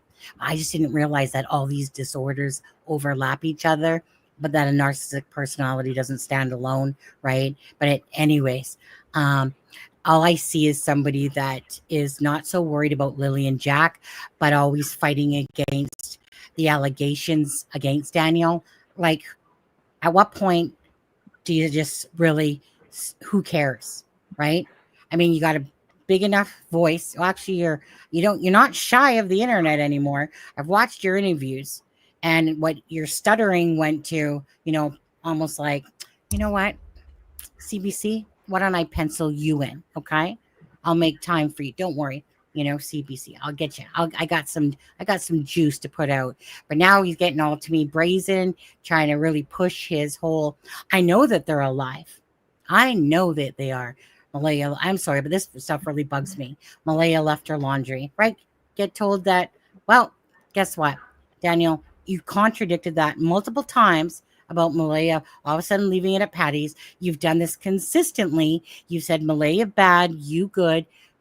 Jack and Lily, that you're the only one searching for them, that your family's the only side and stuff like that. Like, you're taking credit for all this shit, but who cares? It's about Jack and Lily. So when I see bullshit, like I said, me and Charmaine, and we're just very honest. We're just very straightforward how we feel. Does it make us right? Charmaine, just say yes, yes, yes, yes, it is. Yep. Yes. Yes. Yes. Never wrong. We are Canadian. So I feel like I should play a Molson Canadian commercial right now. Right. I am Canadian. Yeah. Oh, just a reminder, halftime here, people. Okay. So that wretched person that has a channel that had like this psychic medium. Okay. Now, back when I did the Suzanne Morphew case, right? She was all coming into my lives during Delphi and all nicey nice. I don't know at what point she got evil and wicked. And she's like, I do tons of shows about Sunny. I don't know at what point this medium decides that she always wants to bash people. You know what? But bottom line is, I ain't writing no book, lady. Take your wicked ass dreams and stick them up your ass, because it's so ridiculous. I can barely read a book because I don't want to, besides Harlequin romances back in the day. Okay. Let alone write a book. My language typing sucks ass. My punctuation. So unless somebody's going to write a book for me in my life, maybe. But I've never ever thought to write a book. So people are messaging me saying, Sunny, you writing a book somewhere? I'm like, you joking? Like, What are you talking about? Yeah. That Joy from that freaking the psychic medium, wretched lady. She literally is telling people that she had this dream and that I'm writing a book, and basically I don't even know. I only listened to about 3 minutes of it, and I was just like seriously, lady, do you have nothing better to do with your time? But you know what? You really suck at being a medium, and you really suck at your cards, because not in my entire life do I ever think, I think I'm just going to write a book. And especially I'm going to write a book on Jack and Lily and the missing and the murder, shit like that. Right. But the thing is that people actually come to me and ask me, because it gets passed around. So that's why. So I don't normally post stuff about that drama-y crap, because I don't typically care. But no. So anyone that hears that, tell them to shut up. Seriously, shut it down. Go to her channel and shut her down on there. But it's like, it's such a joke, right? Because I just wanted to make sure I got that in there. Sunny ain't writing no book, ain't writing any book in my lifetime that I know about for sure. Maybe my obituary, all right. That's about it. And so I just want to put that out there. But it's these twisted freaking people out there. Like, I know I've heard that she's talked about me, and I always tell the person back in an email, like, I don't care, but thank you, but I don't care, because I don't.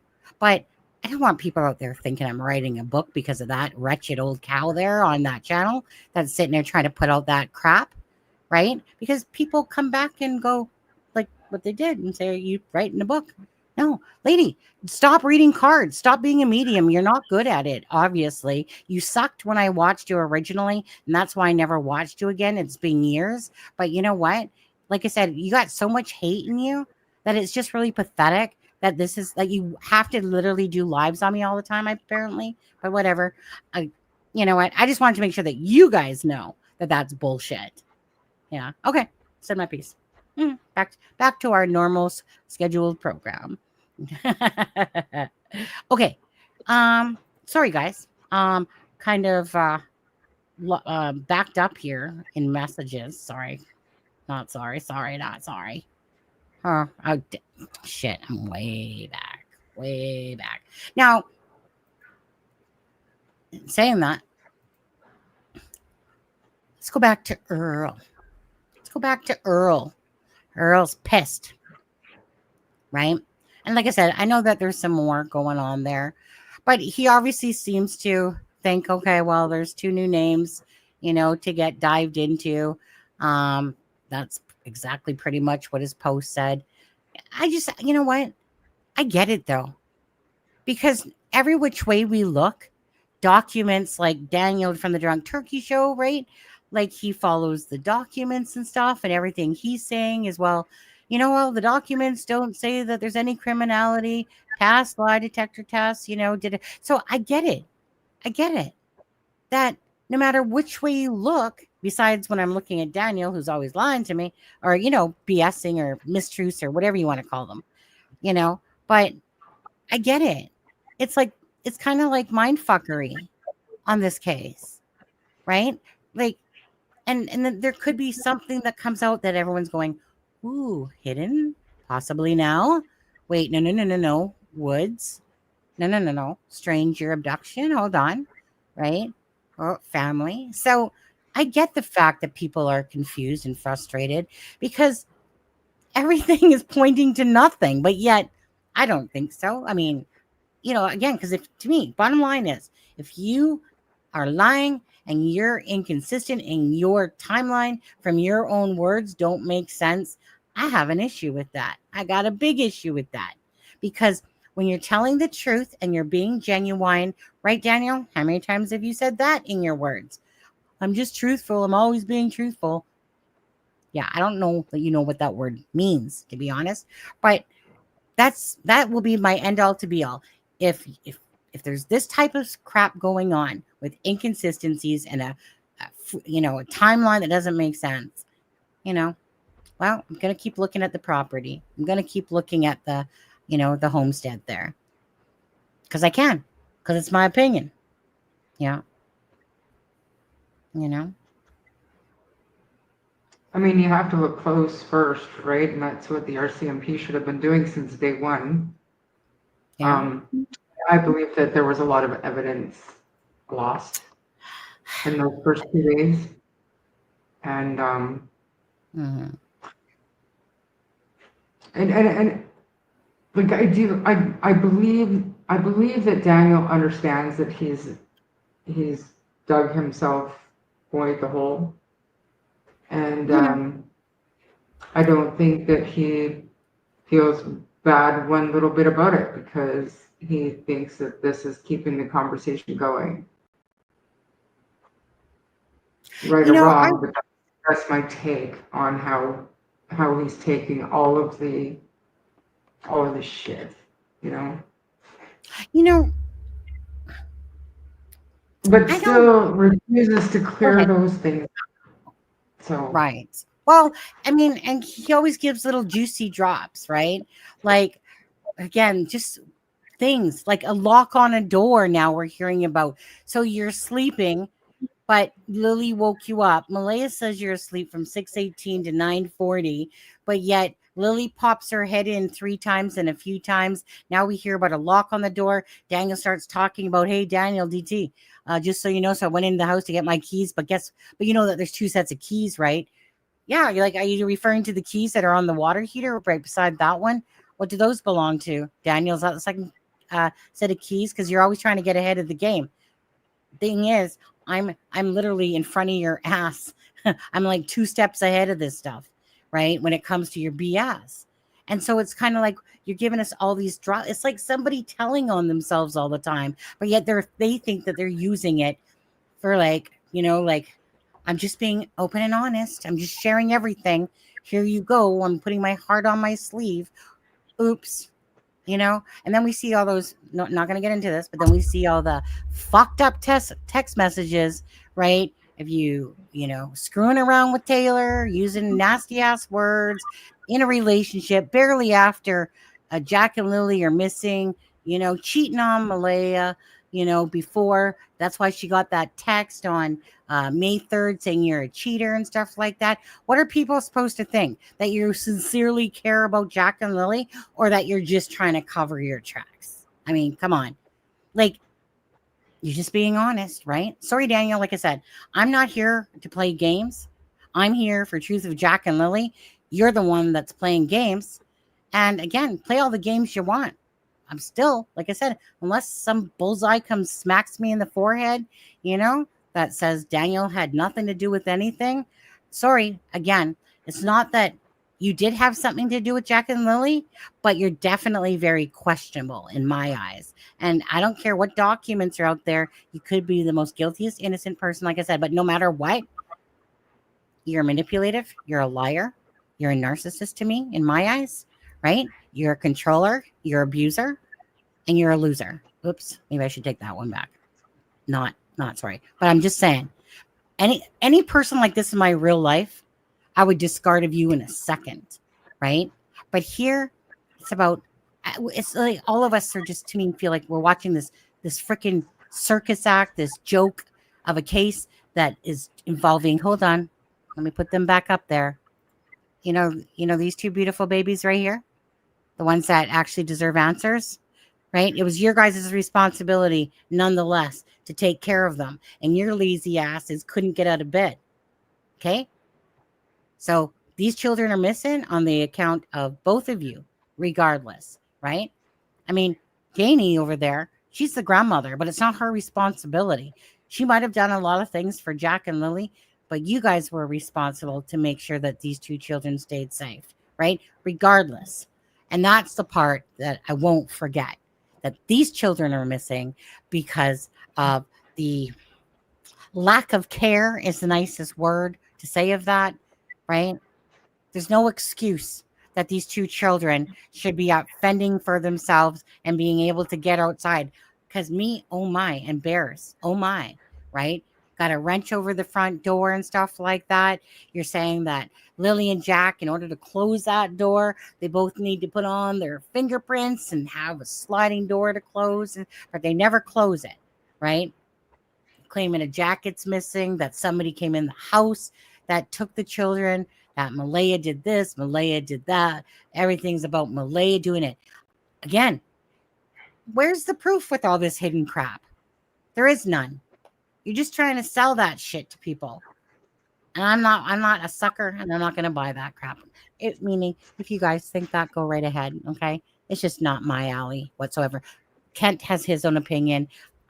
Kent's a great guy and stuff like that. So, I don't agree with his thoughts. I mean, but that's his opinion still, right? I might not agree with some of Charmaine's things. Well, mostly I do, to be honest, right?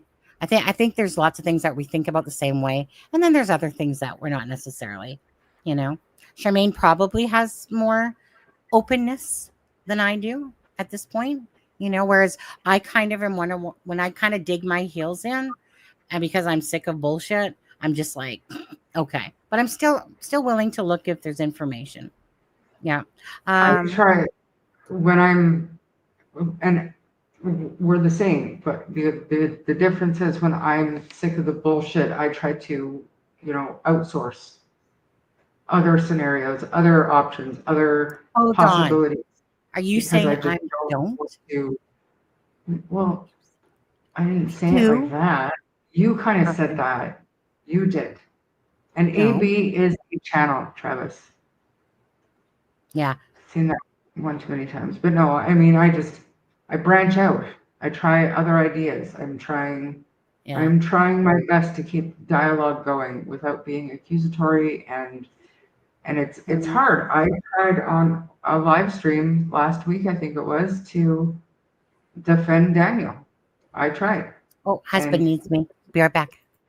It was next to impossible, because based on the facts that we know, and then you add in the information that we've been given by Daniel and how things have been so inconsistent, and there's been so many discrepancies that he won't clear up, and some of them are quite troubling.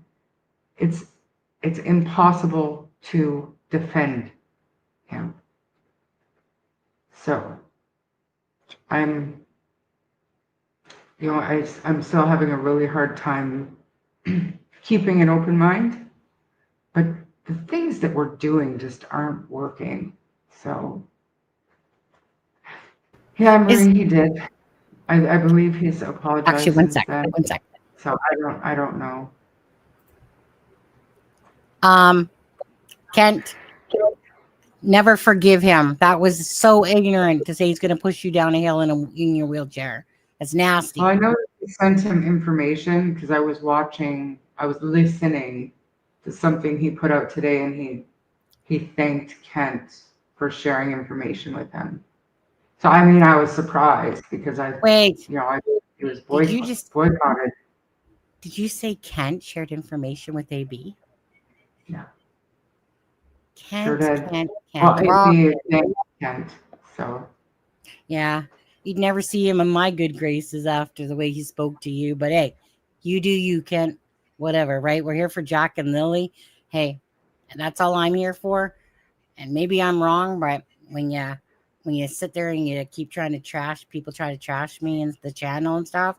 Yeah, I don't really want anything to do with you whatsoever, to be honest. I don't give a shit what information you have. I'll just stick to this channel that has talked to a lot of family members and people and news and stuff like that, right? To be, to bring awareness to the case, because that's my main concern. People that want to trash over stupid shit, right? We want answers. So why all the ignorance going on and stuff like that? Now, question. Like last said, right? The search unit on the station was right in front of Mr. Brad Wong's home. Yet it was, it said in the documents on the 9th that they got a statement. What do you think of them apples? Are you asking me? Yeah. I think that they were too focused on the woods straight off the hop, and they fucked up.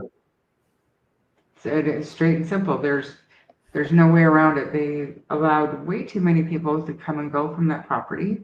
Yeah. They the whole scene was contaminated, whether it was a crime or foul play or not. It was wholly contaminated, and it took them days to follow up on any potential leads or witnesses that didn't involve the kids walking themselves into the woods.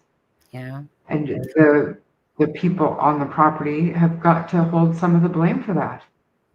They have to. Mm-hmm. Because if Janie hadn't heard the kids, they probably wouldn't have been so focused in the woods.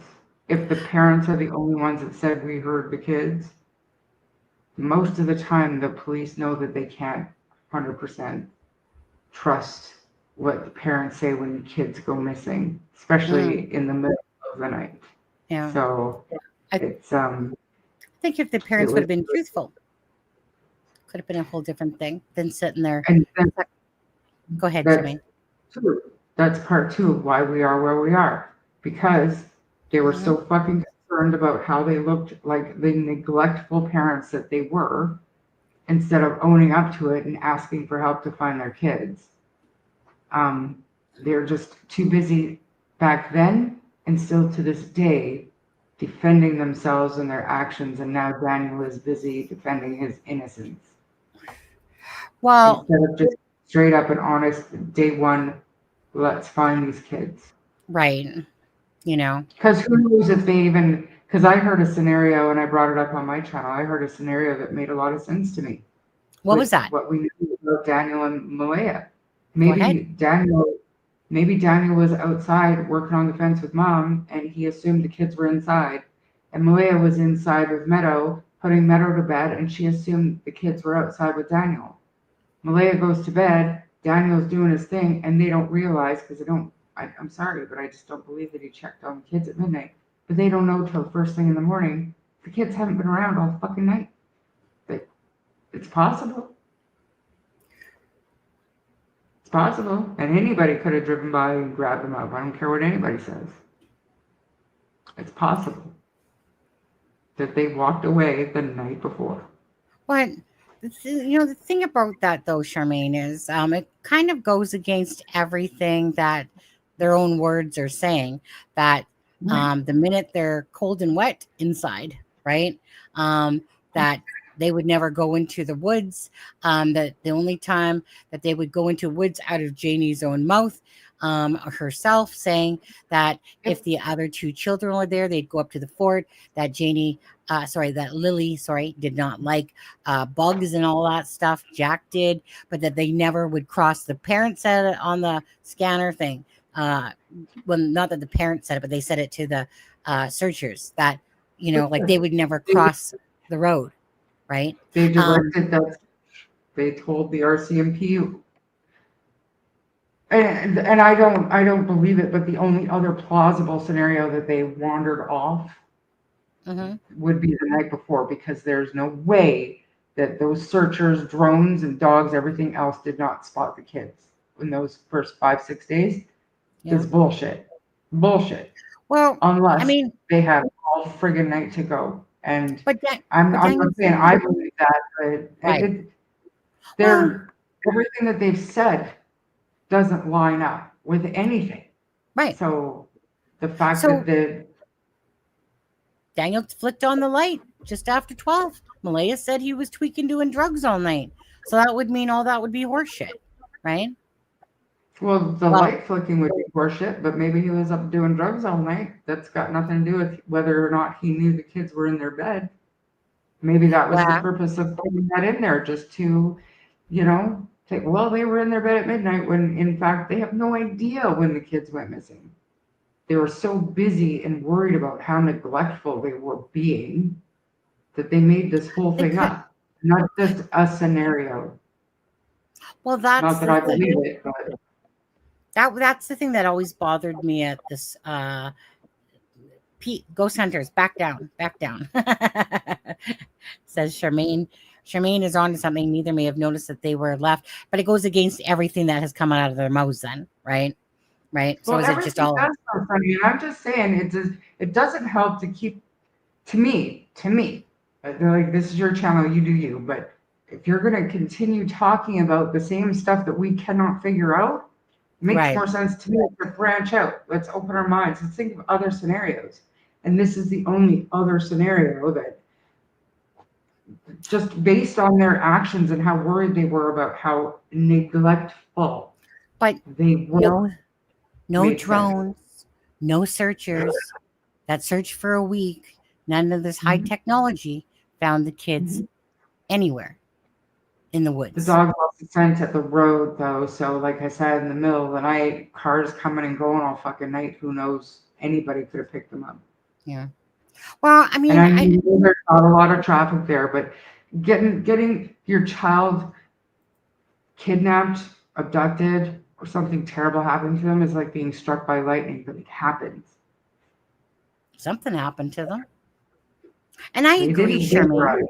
Like, I don't like I said on the live not too long ago. Is there other scenarios that we're not thinking about that because it's kind of like sometimes we get stuck on these certain tracks, and yet there could be other possible scenarios that are out there.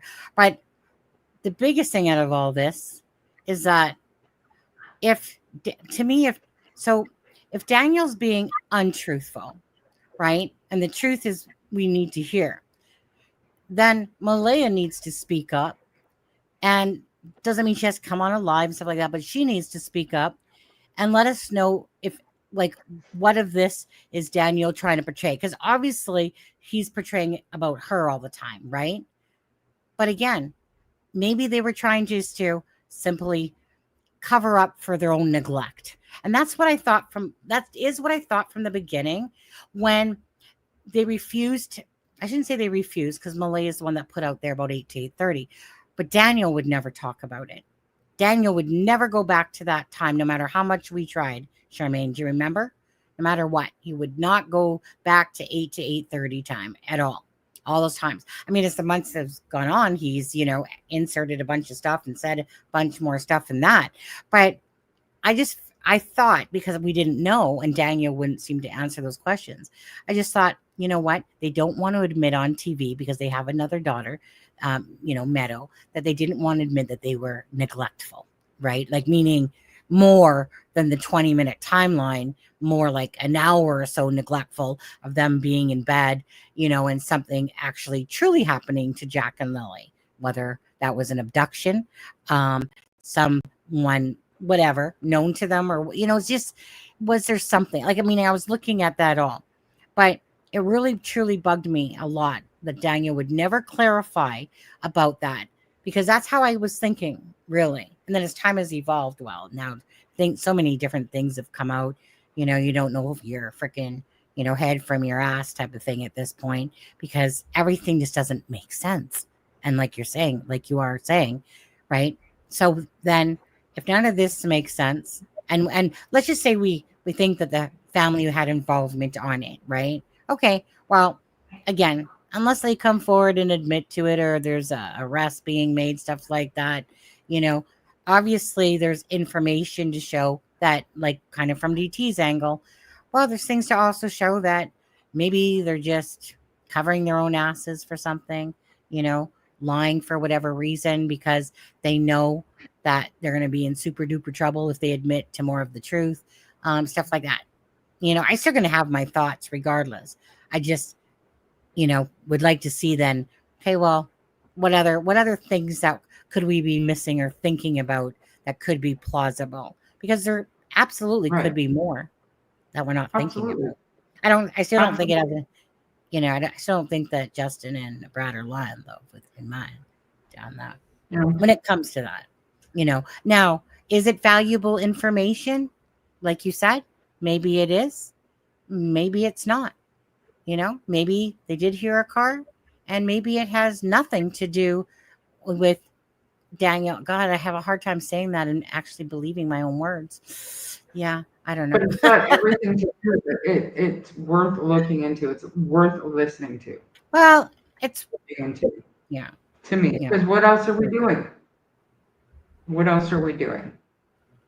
Hmm. The only thing that I'm not going to do, the only thing that I'm not going to entertain is that the kids are on a reservation. Reservation. Didn't happen. It's not happening. Yeah. Save it. We're gonna Didn't happen. one day we're just gonna force Kent to open up his own channel there. Then he's gonna have Darren on as a guest, Daniel on as a guest. Yeah. Then they'll come up here and us three. It will be 3 against 2. You know. Actually, we'll take Earl on our side. You guys, we'll take Earl on this side, and you guys can come from the other side, and then we'll have like a, you know, truthologist life. How about them apples? You know, I mean, I truly do believe, though, regardless of all this, I truly believe that Darren, in his brain cells, believes this to be true. I absolutely do. Daniel, on the other hand, not convinced, but I do believe that Darren truly believes that he thinks he has the answers. I mean, he said he has the answers, but then he keeps backing down from those, you know, and stuff like that. Hey, you know, at the end of the day, Darren, whatever, you know, whatever anything comes back on you and stuff like that. I mean, there's one thing I'm gonna say, even if you think that your shit is right and stuff like that, I do really feel like you care about answers for Jack and Lily. You know, even if Absolutely. I don't agree with your line of thinking, that I will say.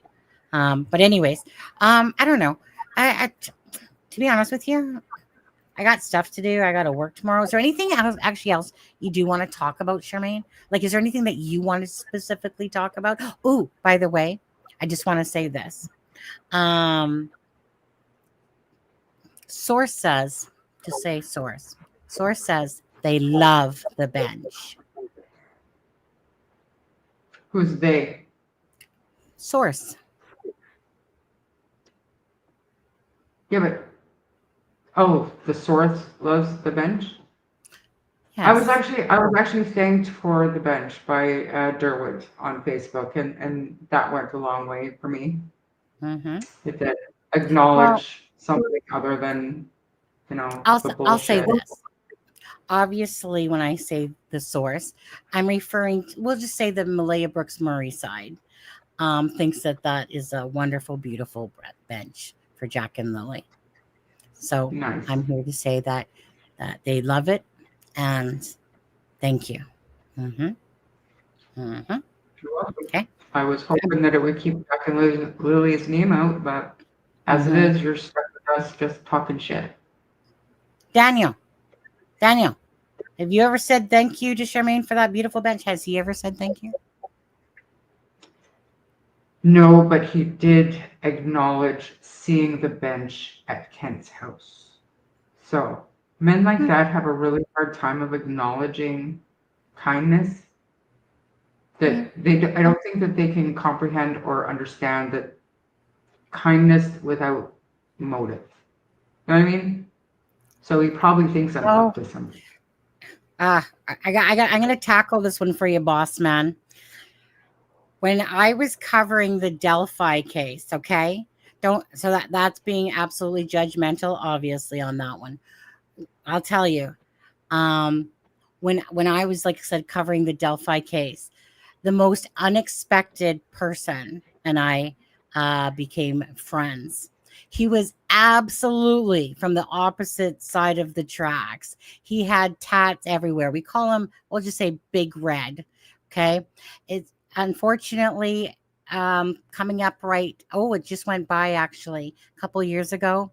He overdosed and he died. And we learned that while we were on a live. But I'm going to tell you, I miss Big Red badly. He spent time in prison. He did some shit that probably makes Brad Wong look like a peach, to be honest with you. And yet we connected. Why? Because honestly, he might have done a lot of shit and he was trying to change his life around. And not only that, but I actually inspired him to create his own YouTube channel. And he was doing what we were doing here, trying to be a voice for cases. And actually, I'm going to tear up if I keep talking about him. But he was totally everything that was opposite of me. And yet, me and him turned out to be such great friends over another case where his dad was being charged for the murder of Karina McClurkin. He now he got not the dad got what's what I want to like say acquitted from those charges, even though I think that was lack of evidence, but whatever.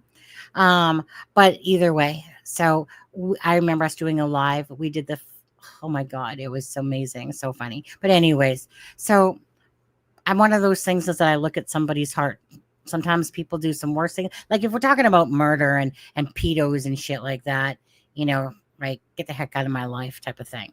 But people do have past, people do have tats. A lot of people have tats. But I'm just saying that, me and Big Red connected, and it was because I didn't judge him, right? I didn't judge him. I was just looking at who he was as a person. And that's kind of what I do. Even in this chat as we're speaking, if I deem that comments are being ignorant towards me or that you're being ignorant in an ignorant manner, I just simply don't want to have anything to do with you, right? And I'll boot your ass out and I won't take it. Because like I said, there's enough hate in this world and judgmental. We don't know anything about most of these people. But the thing about this is we have two people, Malaya and Daniel, that were in charge of looking after Lily and Jack. We're at the 5 months mark.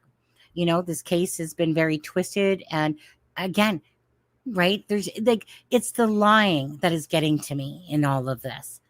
If you got nothing to hide, the truth should be sincere and honest.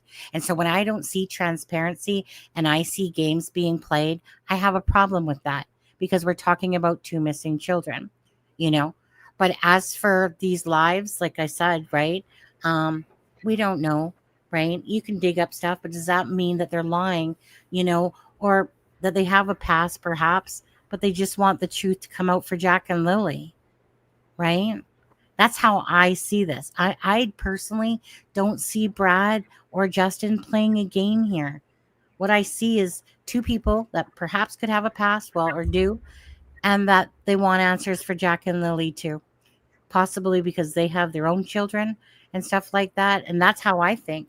That's why my heart hurts all the time. Like for Belinda, when I think every day that she has to deal with this BS in Facebook groups, that she has to deal with the BS on here on the internet, but for the most part, most people are respectful to Belinda, besides people that are trying to tear down when she asking for, help for the case for rights for Jack and Lily and stuff, right? It was a little, but that's so nominal and stuff like that.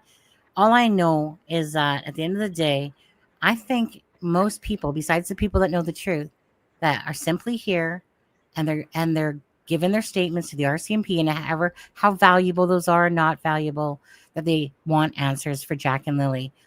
This is their community. Someone like say Brad or Justin or other neighbors around there, like they're going to know what's going on in their area, right? Like they're going to know that stuff. I mean, that's all I'm going to say actually about that. Just answers for Jack and Lily, whatever that may be, however long that might take, don't know. But I pray for these precious babies every day. Every day, I sit there. You guys, I'm not even kidding you. I don't. Hey, Joy. I probably have never done tarot cards really in my life, but I bet you I can tell, a better fortune or a better outcome than you could with your cards and your bullshit on there. Anyway, Charmaine, you're making me buy Janie. I got some presents for you, Janie. If you talk to me, man, I'll buy you a couple gifts from Temu. Anyway, Charmaine, you got me ordering some of these freaking tarot card stuff. Laying them out, All right. going, "Where's Jack and Lily? Where's Jack and Lily?" I got your pendant, right? You got your pendant. Where's my pendant? Oh, I think it's over in my thing there, right? Hold on. So yeah, I'm trying to use every. I'm talking to God every night. I'm talking to everybody. Talking to my mama, being mom. Somebody tell me where the hell Jack and Lily are, right? Little beautiful babies. I got my keychains, Jack and Lily. Don't forget that there's keychains, or not keychains, but decals and that'll be coming out with a code on it and stuff like that. Shemaine, how's your bracelets? I don't have them yet. Oh, you don't? Because I got my 5 right at start. June.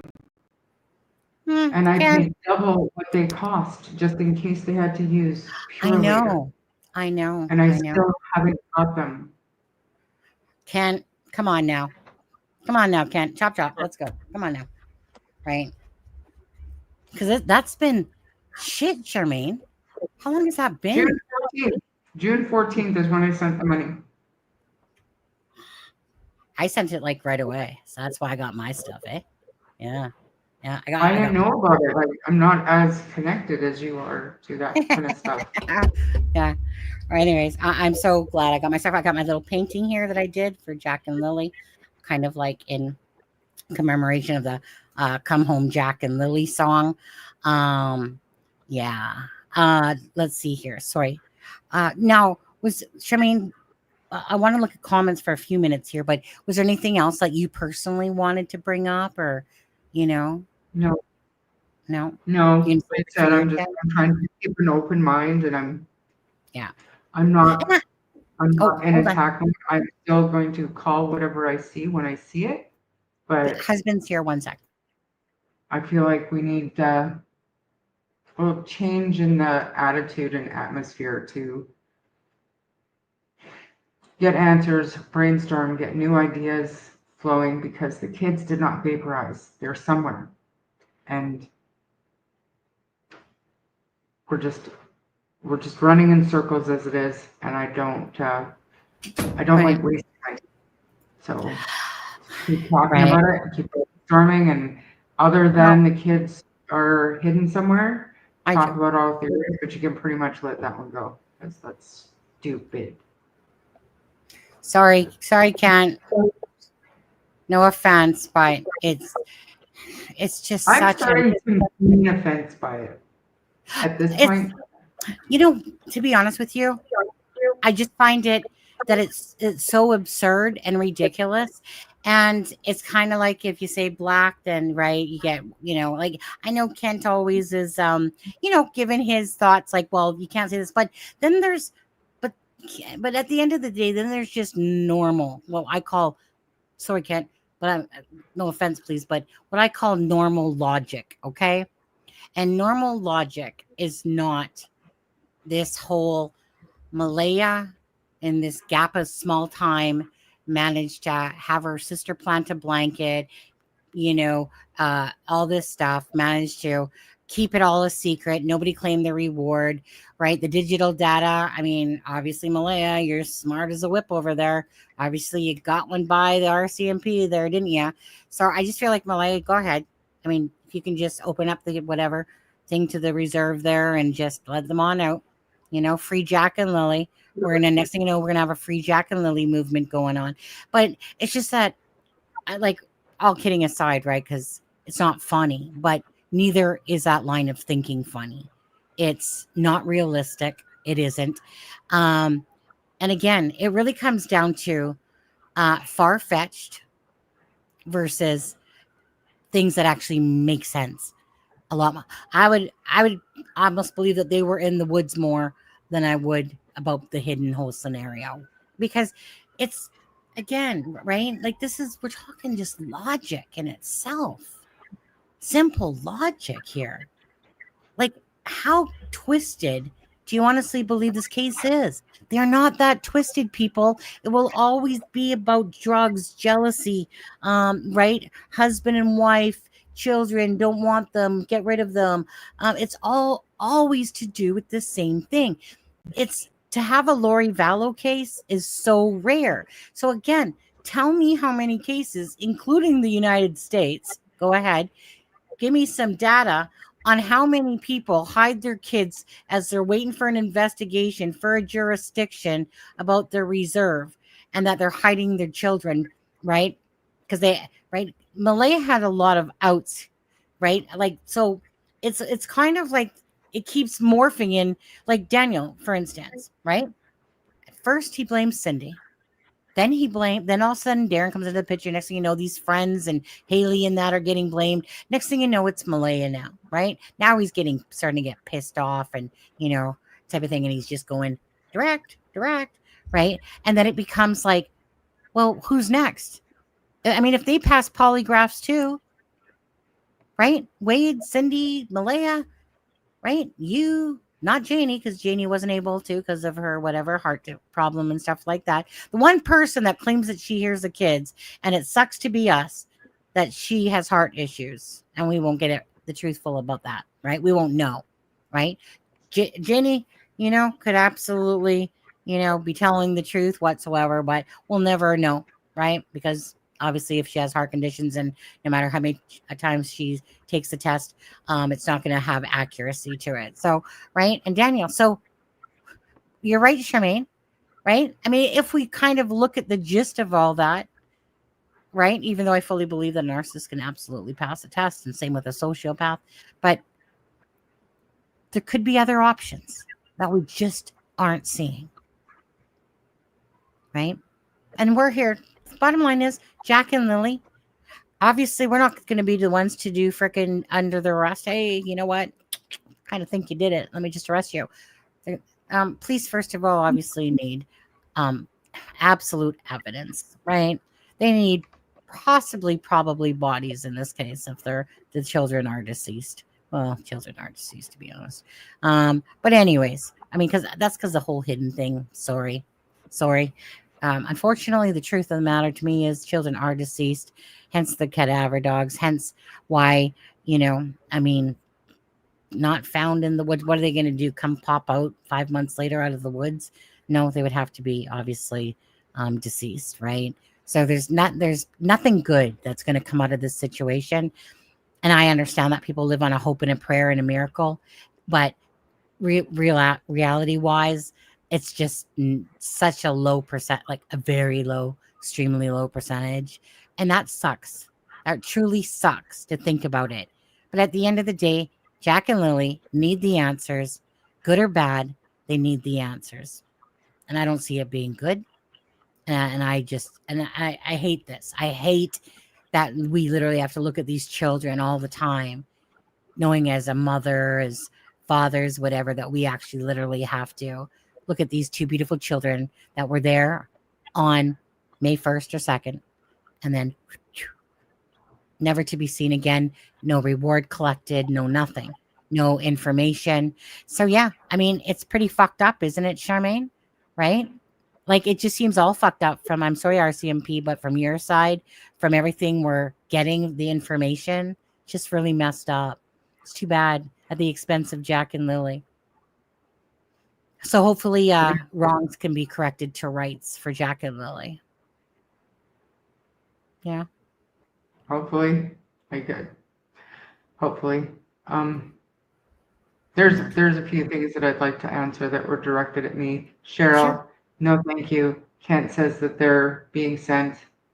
I ordered 6 with the intention of giving them away on Sunny's channel. So thank you so much, but no, it's all good. I quite enjoy bugging Kent for ripping me off.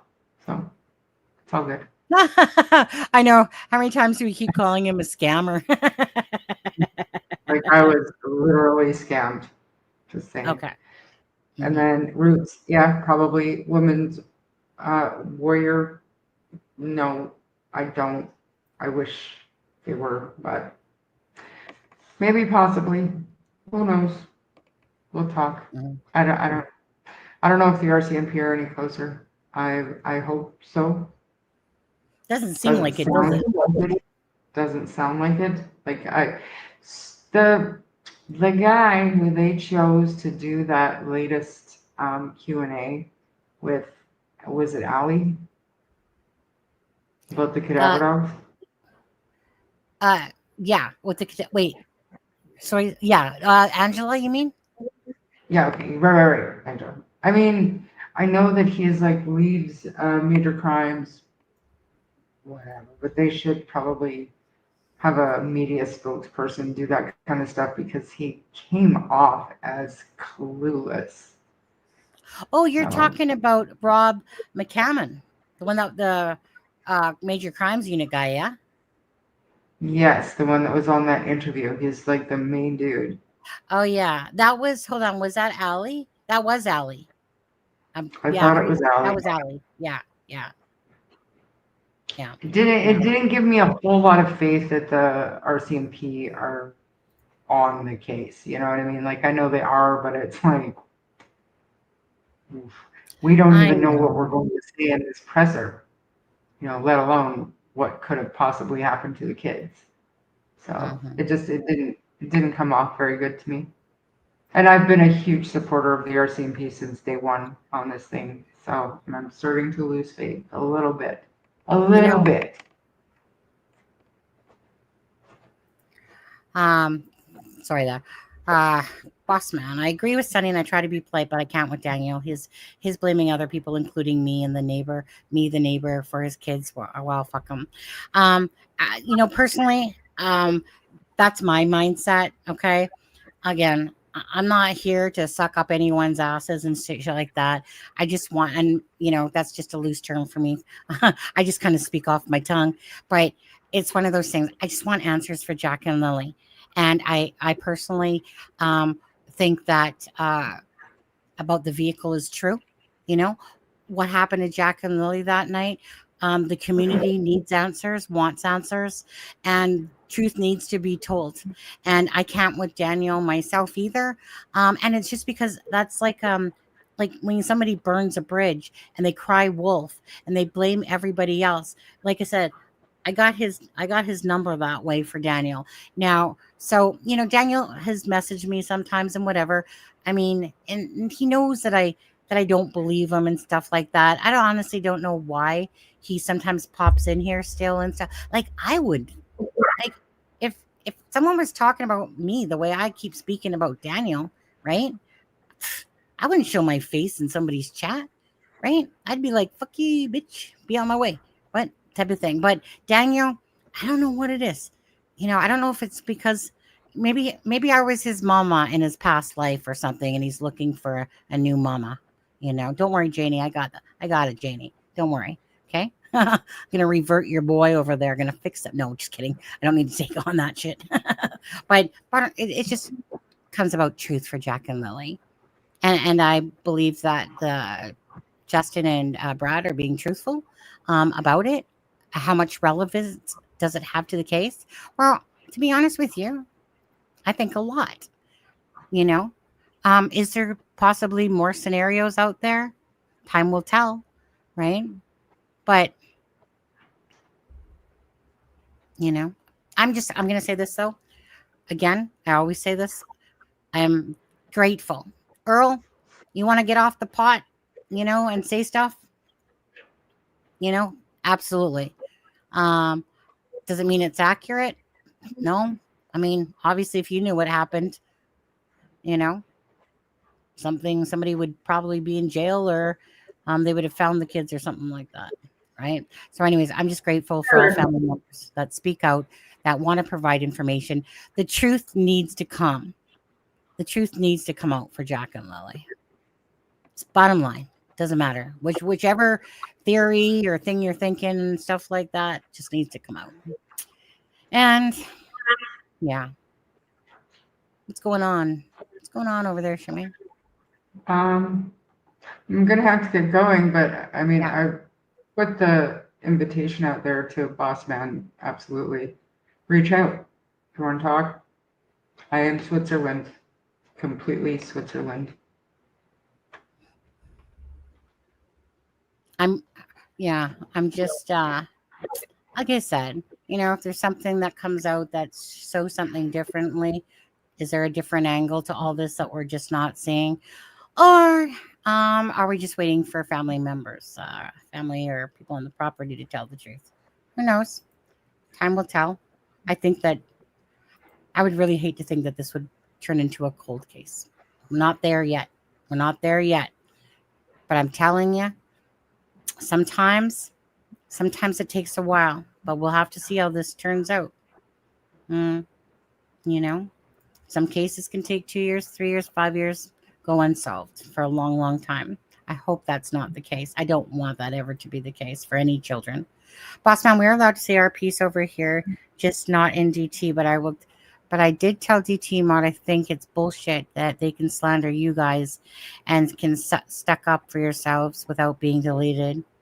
Yeah, honestly, I mean, I'm not a fan of the fact that all that stuff can be said, right? But whatever. I don't overly have this big care level. Right? I don't. I just think that common courtesy says that, if you're gonna, people should be able to still have opinions. Regardless. I let Durwood talking until he started bashing again, gave them Daniel, I've not blocked him, type of thing. If he wants to keep talking, and other people have questions and he wants to answer them, so be it, right?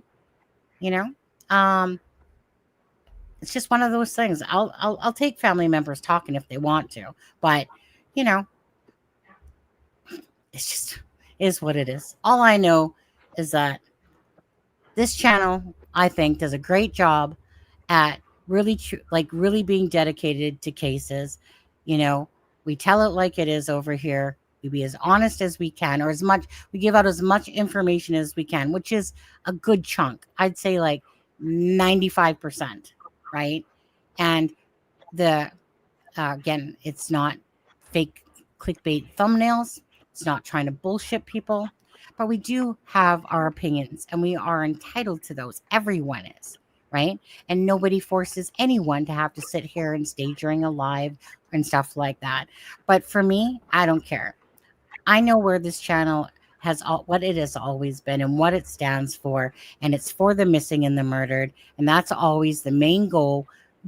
And then behind that becomes family members, right? Because the victims come first. They need the awareness. They need boots on the ground to help. If you guys are feeling like the RCMP, not doing their, whatever, what's the harm in searchers coming out to look at the waterways and stuff like that to help out in Jack and Lily's case? So again, bless you to all you beautiful people out there that really care about Jack and Lily's case and that you just want answers, and you've done a lot of beautiful things. But, please hit that like and the share, put it out into the algorithm, and keep Jack and Lily's voices are alive, because we are their voices. Other people are their voices too, but, the internet is the voice for Jack and Lily, even amongst the creators and different things that are going on, whatever. Right? All right, Charmaine.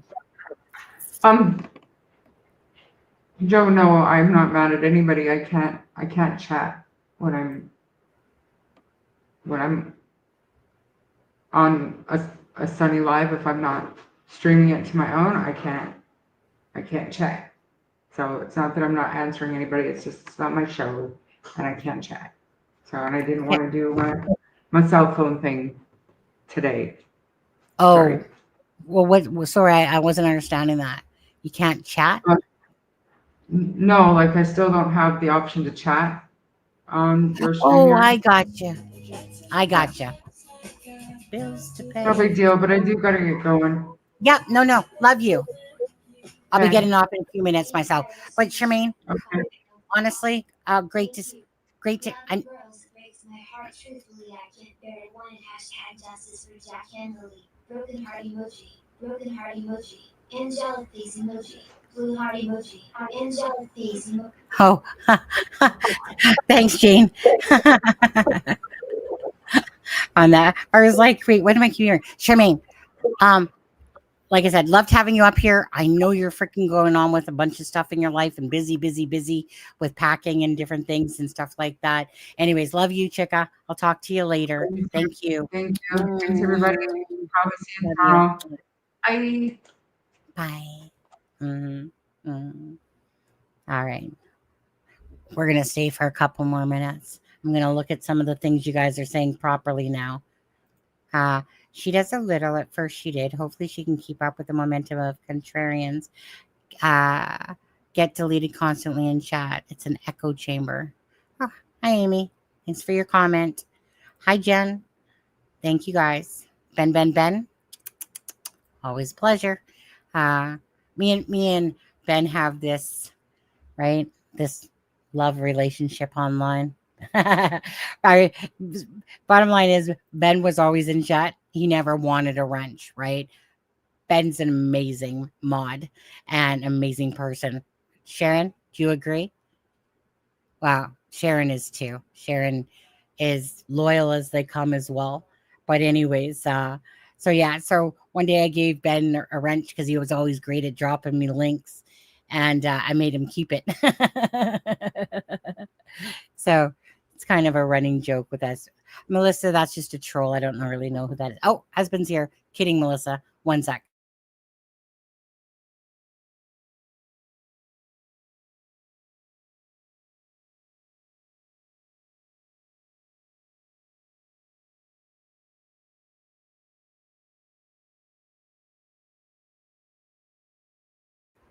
Thank you. Okay. Na. Boom. Okay. Let's see. Husband brought me. I think he brought me Dairy Queen. Yay. Little moment on the hips. Or what is it? Moment on the lips, lifetime on the hips. I'm okay with that. I'm good. Take it. No, I'm not gonna take it. No, not gonna take it back. Hi. Oh, is that who? Okay, that's what I thought. Hey, the noise is going on outside there. That's sorry. There's like, well, it's a big semi or something like that. Okay, wait, Amy. Okay, Dr. Vona. Now, I like her and all, right? But last I heard, she was like, you know what, Daniel, meaning DT, she's like, you're right. I think that they did get, go into the woods and stuff like that. Okay, after, I haven't listened to it yet, right? Because I do like Dr. Vona, but she's come back on my side here. But anyways, where was she at today? Yeah. Well, what's her feelings at this moment, if you don't mind sharing? Save me some time. The food is worth it. Absolutely. YOLO. It's my favorite word. YOLO. Good night, Sue. Please bring me home. David Minton. Take it back. Sunny. Fog has lifted. Did you tell Daniel that the fog has lifted? Remember that shit he was all saying to hidden in the fog? Kent, are you talking to me? Troll? Huh. Remember that crap? The fog, the muddied waters, right? All these freaking, I swear to God he AI'd that shit and Googled it, Okay? Yeah, You can't kid me when it comes to people's words, what they use, and then they start using weird shit language. The fog is lifted. Yeah. I had to check you out again. I was here earlier. Somebody said you were talking about me. Probably. You're gonna have to rewind probably though. Pretty sure. Kent, freaking like somebody, right? That's what people are. Kent, get back over to Sunny's Live. They're talking about you. Yeah, I'm pretty sure we were. Don't remember exactly what was said, but I'm sure it was something. Always can't have a go at replay. Kent, we were all talking, right? Right. You better shut up, Kent, or else I'm going to push you down my own hill in that wheelchair, to be honest with you. And I'm going to pick your nose for you while I'm doing it. Just saying. She was promoting your new YouTube adventures at Kent. Nasty stuff at Kent Corbett. You'll be pissed. Nasty bye. Nasty. I'll keep my opinion. Yeah. Melissa, again, she's was on the channel doing a lot with Delphi, but mainly Sebastian Rogers' case. Melissa's another person, right? She doesn't hold back either when she's talking, stuff like that. And you know, Alexis is the same way as well. Alexis, the ex-criminal, well, I should say, yeah, ex-criminal profiler, graphologist and stuff like that. I want to say this though. I'm going to give a shout out here to a channel that I keep watching a lot of lately. And that's Nietzsche. Actually, I'm going to go get Nietzsche's just because I've talked about other channels and I brought up Nietzsche and stuff, right? Like Zach Jackson comes in here. I got Daphne's, Daphne's Cold Files and stuff like that. But Nietzsche, okay? So Sunny can just babble a lot. It might not be coherent like yesterday so much, right? But Nietzsche, it's like listening to just everything just eloquently put. Now, Boss Man, do you watch Nietzsche? Any of you guys watch Nietzsche over here? Hit 1 if you guys watch Nietzsche. Scotia Leo, come on now. We're not talking about that, okay? Because you're taking me back to Daniel Martell deja vu fog shit that he was spewing to Susan. You know, once you lift the fog, it all becomes clear, you know? I'm kind of more like itsy bitsy spider went up the water spout. Down came Daniel. Yeah, like that. And she is great. And you know what? To me, she knows it. She's really good. I know she's some sort of graphologist and profiler or something, but she's good. She's good. Yeah. When Kent starts his own channel, right? Kent, you up for that yet? Come on now. Charmaine got her channel back up and going. I don't talk to DM. He is fake. No, don't say that's not true, Scotia Leo. No. You know Daniel, right? 1 truth, 20 lies. I think it's kind of equal for him. I get told, but let me grab Ninchi's channel. 1 sec. Okay, come on, mouse. Pissed me off. I put you in batteries yesterday. Ninchi, where are you? Where are you? Ninchi. The mind behind. It's that one. Have I heard that channel? Ninchi. 1 sec. Whoops. Jack and Lily.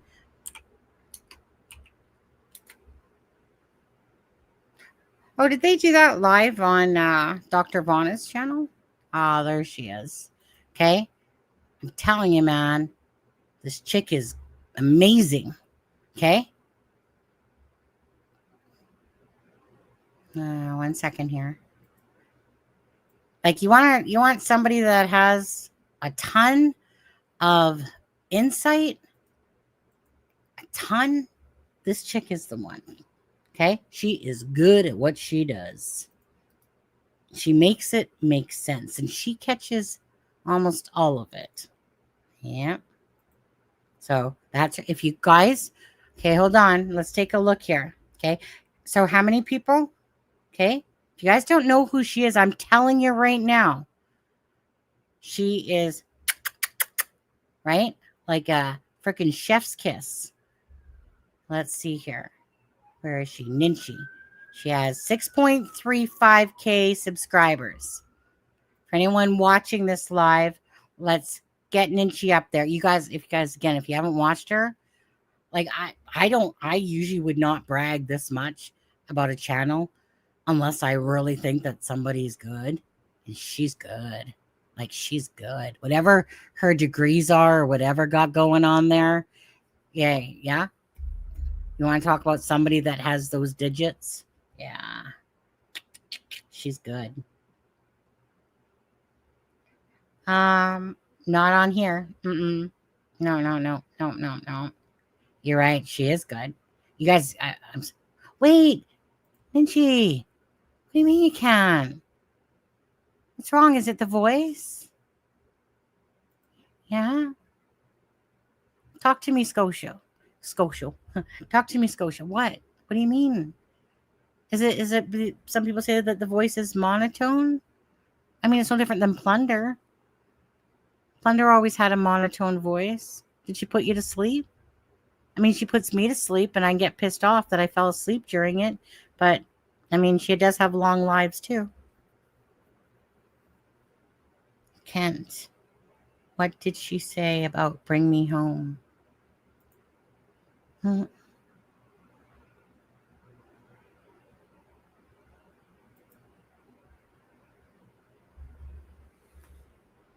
Mm-hmm. Jules, who are you referring to?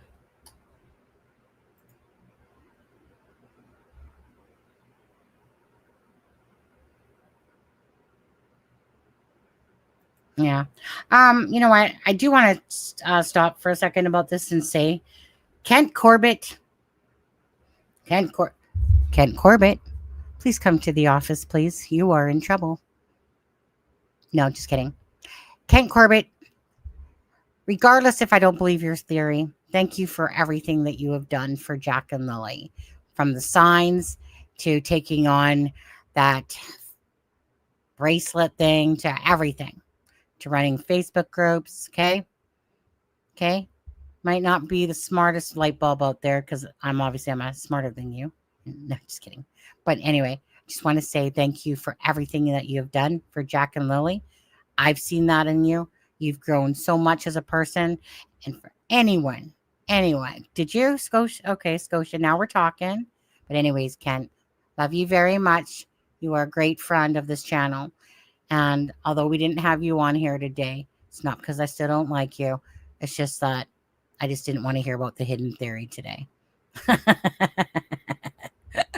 Just saying my piece. Yeah.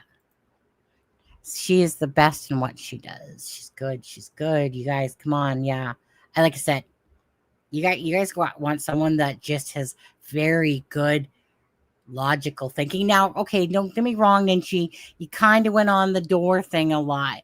I mean, I think about a half an hour into it, I'm still listening to about the front door, back door thing. A little bit long on that part, but who am I? Who am I to judge, right? Because I can talk in circles on that shit.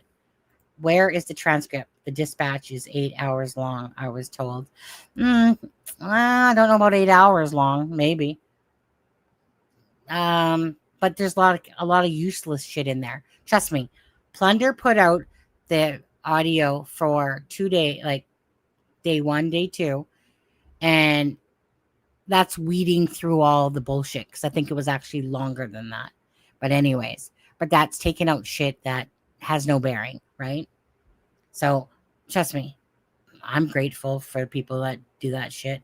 Thank you, Plunder, on there. Because I had that up yesterday.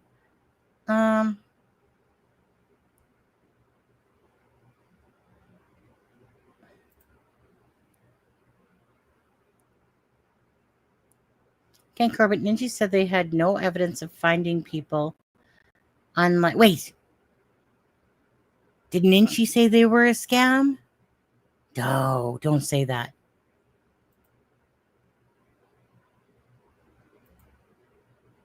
Did Ninchi say that they were a scam?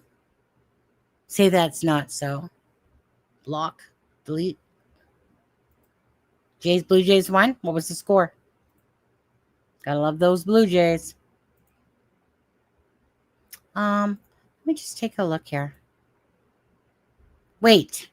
What's this fake witness? Acts 3. More thoughts on fake witness. Oh, that was a month ago. Oh, okay. Still. Pop-up live streams. So much to talk about. No, that's 3 months ago. She usually has videos. Part 3, 16. Oh, members only, Ninchi? Fuck. Members only crap for that. Whatever. Not gonna watch it then.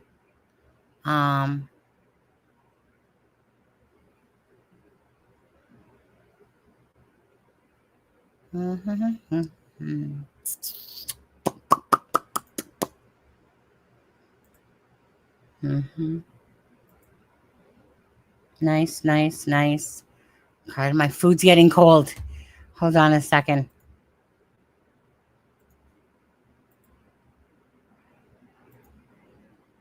Let me see here. Oh, and just quickly before it gets late, Shannon, thank you so much for the super sticker earlier. Jane, Tyler, try her. Jane, try her out. There's a lot of things that you could say, I guess, with your last name, eh? Love you, girls. It breaks my heart. Truthfully, again, I can't bear it. Wanted justice for Jack and Lily. Thanks again for that. Justice for Jack and Lily. Just bear with me a second. I want to see if I can find it for you guys. Where are you? Oh, there's a wretched woman. Yeah, you drink your coffee, you evil woman. Trying to say I was writing a book. Okay, let's see here. What time? 55. I think this is it. Well, let's just go to 54 for a second. Good night, Mary. Mary. Let's listen to this piece for a sec. Yeah, I just want to chat with you. It's gonna come up. We just got a call from a Justin Smith who lives close by to where you guys are now. He said he can talk to members about any vehicles that passed Highway 289. If you guys need to get a hold of him, I can always send his number down to you guys if needed. Yeah, Kilo 6 here. 2 missing children. One wearing pink. Not sure what the other one was wearing. Possibly a backpack with them. 4 years old and 8 years old. Global News here. Looking to speak to somebody. Can I get an idea of what we're looking at, where we're looking? So the family is convinced that these children didn't cross the road from their residence. Of course, we're skeptical that we know how these searches go. I'm just gonna play that part again, guys. Yeah, drop them off first. Let's come back. Yeah, I just want to chat with you. We just got a call from a Justin Smith who lives close by to where you guys are now. He said he can talk to members about any vehicles that passed Highway 289. If you guys need to get a hold of him, I can always send his number down to you guys if needed. Yeah, Kilo 6 here. 2 missing children. One wearing pink. Not sure what the other one was wearing. Possibly a... Just wanted to ask you guys a question on that. SCR. Did you guys, when I heard that audio, always in my head, when he said that, I always kept thinking it was because there was a camera, right? that if you guys need to see any vehicles on let's see what it says exactly here again. But just like when you guys hear this, do you guys think like camera? Yeah, drop them off first. Let's come back. Danny just wants to chat with you. We just got a call from a Justin Smith who lives close by to where you guys are now. He has said he can talk to members about any vehicles that passed Highway 289. If you guys need to get a hold of him, I can always send his number down to you guys if needed. Yeah, Kilo 6 here. See, I always thought he was talking about cameras. That's the way it came across to me. Like, if you need to talk about vehicles that came down 289, and that's just how I took it, right? Well, the black SUV's in there as well, right? That's a different part of it. The black SUV. I think it was what was it called again? God, I listened to it last night. Anyways, was definitely a black. Oh my goodness, I put a piece of burger in my mouth trying to get it down there. But anyways, no, it wasn't a Parades. No. Like, I want to say like, I think it started with a P though. No, it wasn't an Escalade. No, because I heard it yesterday. There we go. Kia Sportage. That's what we're talking about, Amy. All right, let me play some more. There are 2 missing children, one wearing pink. Not sure what the other one was wearing. Possibly a backpack with them. 4 years old and 8 years old. Global News here. Looking to speak to somebody. Can I get an idea of what we're looking at, where we're looking? So the family is convinced that these children didn't cross the road from their residence. Of course, we're skeptical that we know how these searches go. Well, the family's convinced that they didn't cross the road. Well, according to Drunk Turkey Show, they crossed the road. They crossed the road and went up to the pipeline and all that stuff, right? Family's convinced. Why is that? Because the children don't go across the road. The children, they don't even like being cold or wet. Children, they like going up to the fort, but they're always being supervised when they go up into the woods. Janie has to carry Jack and all that stuff. So definitely they couldn't have crossed the road if their family does not believe at all that they crossed the road. So then I guess that whole crossing the road thing would be a wash for that theory. Just saying. But it's been a substantial amount of time. So we're looking at, originally it's a 6 kilometer, but now we're looking further out. Anyway, that's what we've got now. Okay, so over 6 kilometers out, I see that you have 2 locations here. Which location are we talking about, starting point? That's 783, so I see two locations where there's a lot of cars. Which of the 2 locations is the starting point for the missing?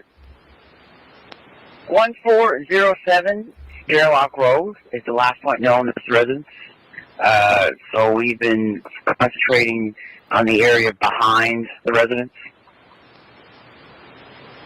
So I see 2 locations, the north and the south. Which one would it be? Break, Station 83 is Control 4.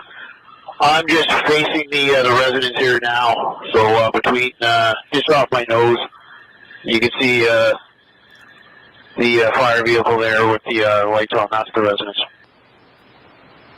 No, Okay, yeah, the red truck, we got it. And from there, they're looking out. I guess the 2 would have departed from there. Yeah, that's affirmative. So I'm essentially in the backyard here now, and sounds like they did not cross the road. But that's yet to be determined. And so, yeah, we've been just pounding these hills back here.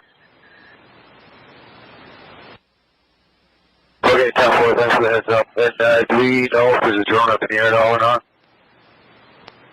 Negative on the drones. It sounds like there's 4 drones on the ground. But none of the drones are in the air at the moment, and they're all monitoring Neutral 86 as well and broadcasting their intentions when they're ready. Okay, 10-4, thanks. Yeah, right on. And yeah, I'm just going to work this area for the next little bit. Just let me know if you guys want me out of your way, and we're just going to be landing. Once we do, there's a looks like an old park there, kind of to the south, kind of southeast there on the other side of the road. That's where I'm going to stage out of. And then there's also a field. You'll see the comms truck up by the train tracks with this red and white strobe on in the boom. I was landing in that field as well in the back, lots of room. Okay, 10-4, thanks for the info. Okay, 10-4. Otherwise, what are the details? Have they been gone a long time? 0800.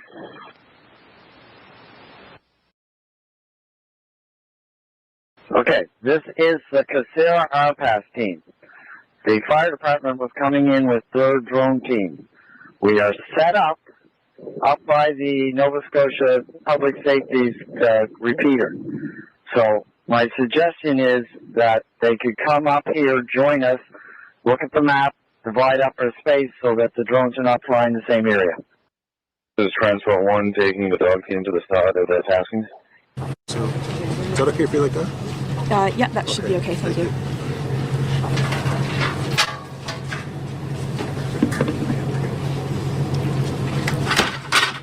Good afternoon. Sorry. Good afternoon. I am Corporal Carly McCann, Provincial Public Information Officer for the Nova Scotia RCMP. Thank you all for being here today. Bonjour, je suis la caporale Carly McCann, agent d'information publique pour la GRC en Nouvelle-Écosse. Okay, well, we're not going to get into that part. And I am not eating my burger at all. But what we are going to do is we're going to say goodnight. I got to work tomorrow. I want to chill out, see what's going on the internet land and all that stuff. And look how nervous she is. She should be a parking cop. Anyway, you guys, Jack and Lily. It's again searching for answers. Ben. Yes, Ben. You know, sometimes, you know, and guess what I'm gonna have after this, Ben? Because I'm just trying to grow like my 4th chin. Okay. So I'm gonna have some maple walnut ice cream after I'm done this burger. Okay. If I can't expand this way, I might as well expand that way. Okay, just saying. Okay, now let's see here. See, legal criminal record doesn't mean person did what they saw. Yeah. Good night, Sharon. Blue Jay. I have like that DT covering this case, but he was not into that at the beginning, but talks and acts like he was. I get what you're saying. You got a little bit annoyed with me one time, and I got a little bit annoyed with him this one day because, you know, there's a huge difference when you're like, I know what he's trying to say, but I also know that it's kind of like having a job, and the best experience is being trained hands-on versus books, right? So great that there's paperwork, but I've been living it for 5 months. We've been living it.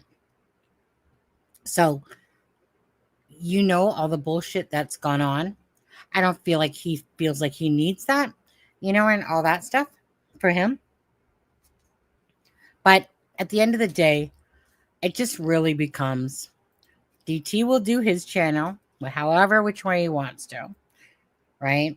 And we do not have to agree at all with his, stuff that he's putting out there, trying to say, you know, get us to believe and stuff like that. Just like, you know, he's got his, followers going there now. And at the end of the day, I will always wish and want the best for DT. Even if in this particular case, this is the first time, to be honest, that I've literally said, that I'm like, hey, you know what? I think it's probably best right now because of the animosity going on. Best not to do lives at this moment together, right? I just think it's best for Jack and Lily than to stir up unwanted drama and stuff like that. You want me to check my email?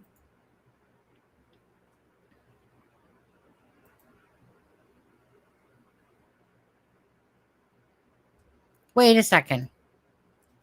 Ooh, Patriot, 1 second.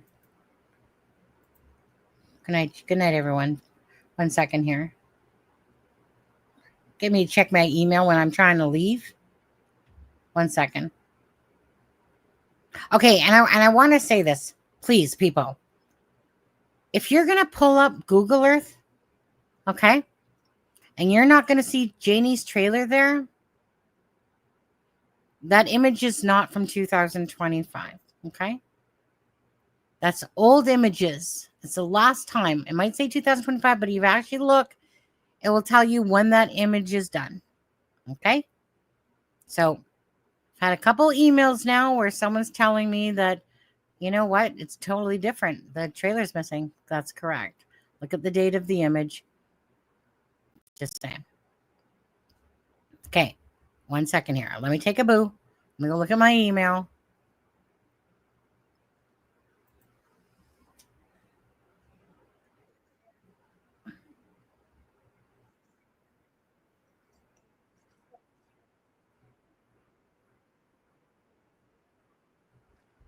Okay. So, you guys want to watch Daphne's video for 11 minutes? Let's watch Daphne's video. 1 second. That's what I was sent. So give me a second here. Daphne's channel. 1 second.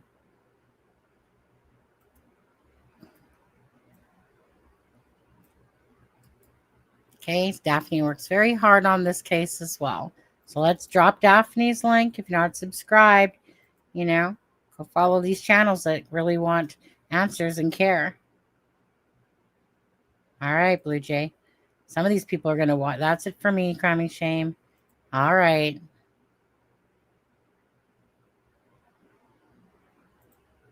No? You don't want to watch it now? I want to watch it now. I got 11 minutes.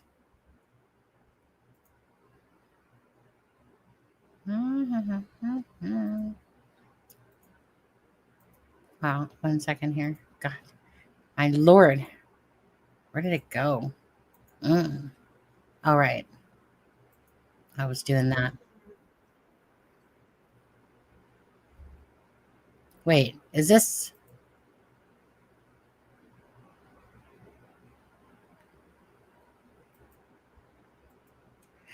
I seen it. I'm going. Okay, well, you people can drop out. I'm going to watch it. Go for it. I'll block you. Push play. It's not on yet. Easy, Deborah. Easy, Tiger. Stop screen. Share screen. I'll even put it on a faster mode. Let's go with sleeper timer. Just kidding. All right, 1.25. Let's do this. Okay, Daphne. Daphne, I'm playing your video. I seen you nod yes that it was okay. As long as I drop your link. Okay, perfect. Let's do this. Let me take this. Hold on. I'm going to take this off the screen. Let's take a looky. Hit play, play, play. Where's my play button? There we go. Ready? Describe this for you. So this is turning off the 289 onto the Laird Road, where the neighbor said he heard Daniel, allegedly, drive from his house off of 1407 Gairloch Road, okay, which is the 289, all right? Daniel went over the railroad tracks on supposedly off Lansdowne and Lansdowne Station Road, turned around, went up the 289 and made a left onto Laird Road. This is Laird Road. It's like a dirt gravel road, guys. In a minute, I'm going to show you where the pipeline connects to this Laird Road. So this is the street. If you're going to Daniel's house from Laird Road, you're going to hit Matheson West Road after that, guys, where the Lansdowne Lake is. Okay, and then after that, then you have like Daniel's house and stuff. All right. So remember they had the staging area at the Lansdowne Lake area off of Matheson West Road. All right. Now, this area here, there's the pipeline right there. If you follow that through, keep driving there, you're going to go right behind Jack and Lily's house, all right? They just mowed this area, probably to keep it low, maybe because the cadavers were out there. I don't know, but it's been mowed. This is the opposite direction. This is Lairg Road, connects to the pipeline, guys, and this is the way out to go towards 289. So you turn here off Lairg Road, go down, and you'll run into Jack and Lily's house. I hope this helps to explain it. Now, there's a Lorda Park. It's a campground. It's no longer they're not open anymore. They had a funding problem a few years back, guys. I don't really know the details of it, but supposedly Justin Smith lives close to this area, so he would have seen or heard the car, because if Daniel allegedly drove the car, he would have seen and heard it. That's why Justin Smith spoke to the RCMP on dispatch around 2:30 in the afternoon on May 2nd, telling RCMP he can tell them what cars were going through because he's right there off the 289 at the closed down Lorda Park area, okay?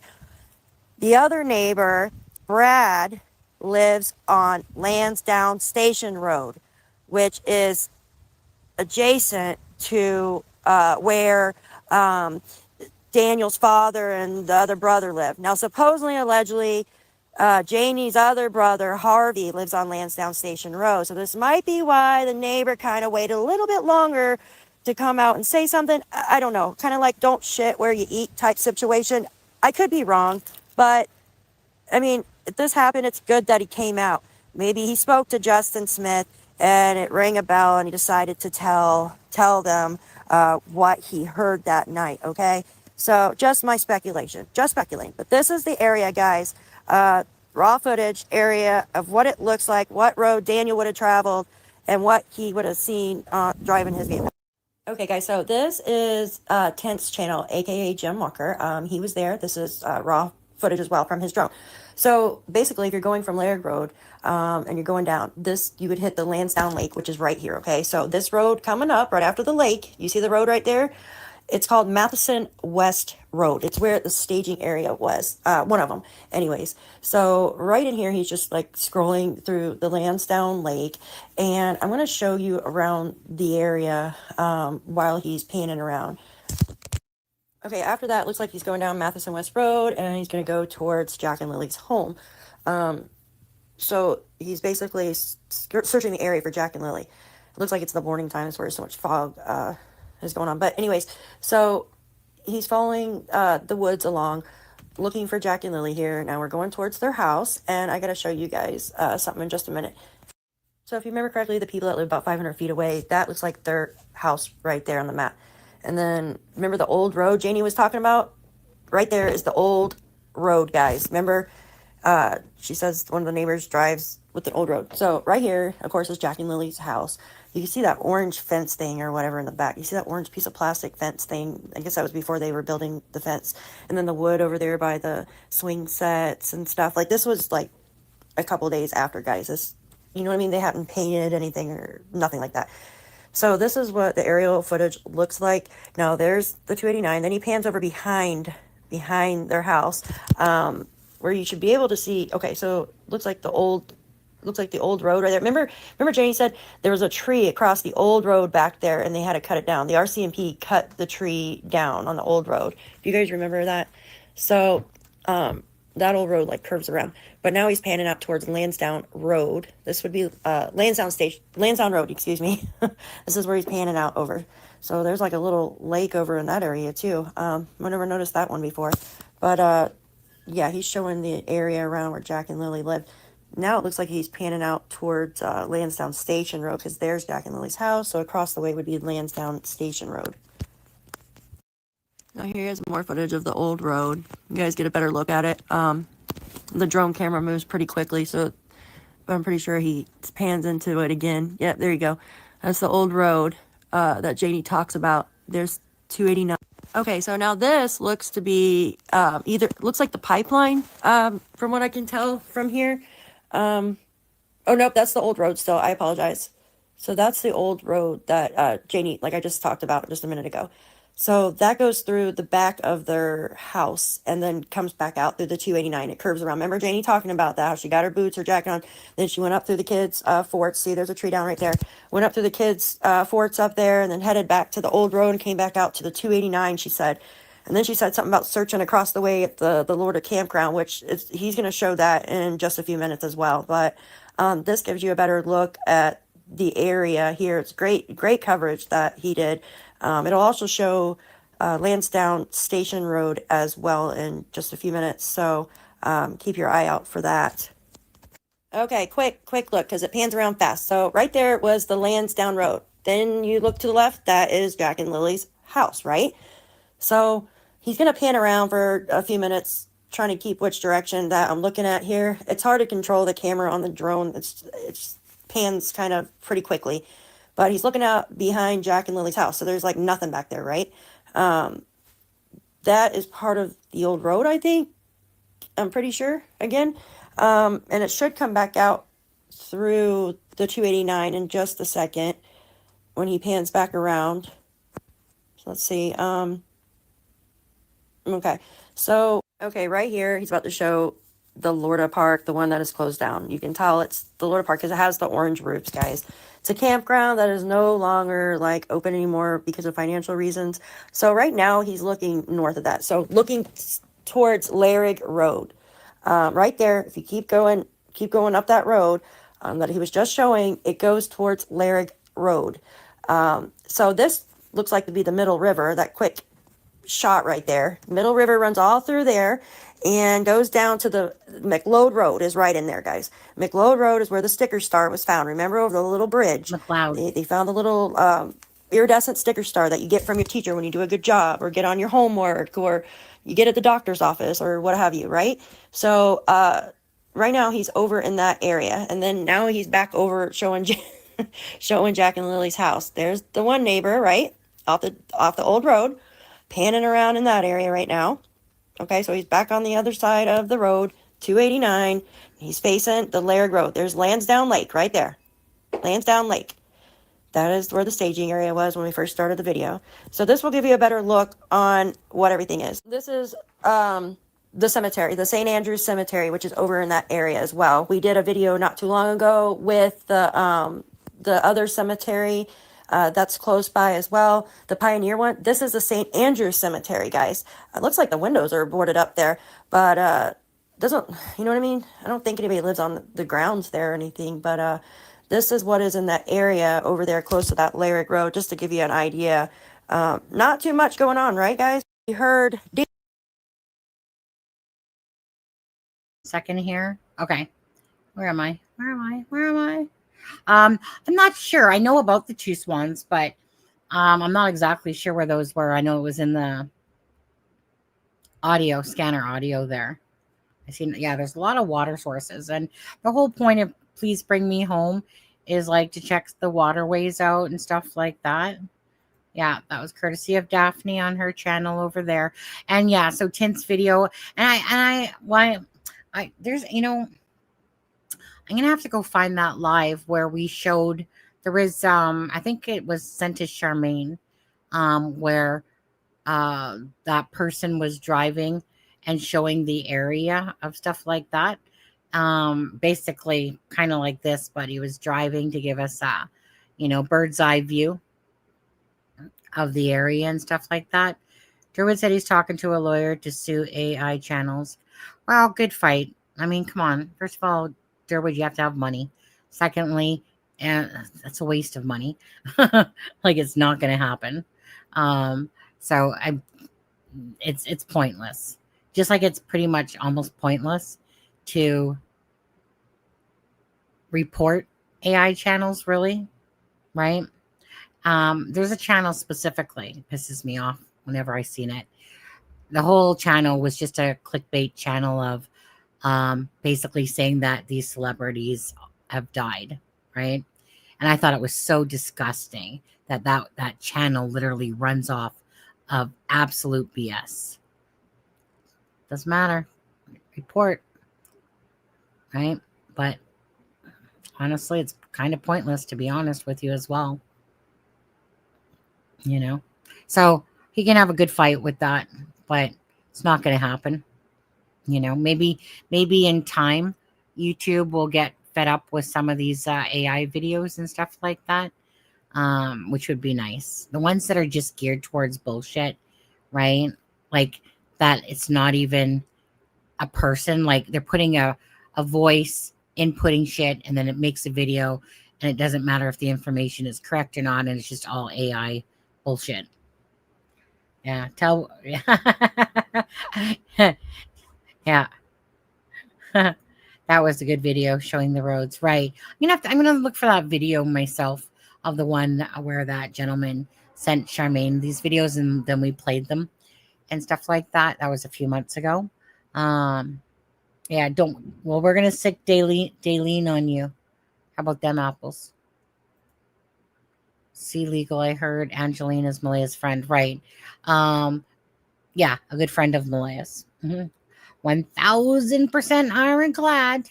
Absolutely. Well, anyways, you guys, I'm gonna call it a night. I was just hanging out with you while I ate my 2 burgers, and then husband brought me a 0 Pepsi. So I'm diabetic, so I always have to have. Well, I almost always drink Diet Pop. And yeah, when you realize the sugar levels, it's funny because like before diabetes even kicked in, right? It was like, regular pop, you just drink it, so good and all that stuff, so much sugar. But then honestly, when you have regular pop and then you have 0 sugar or diet, whatever, then you're like, ugh, right? Not exactly that freaking kick ass. But honestly, once you keep drinking it, like everyone in our household here drinks 0 sugar, even if they're not diabetic, But anyways, it's just my thing. But anyway, fortunately, do have diabetes, so I do have to watch my sugar levels.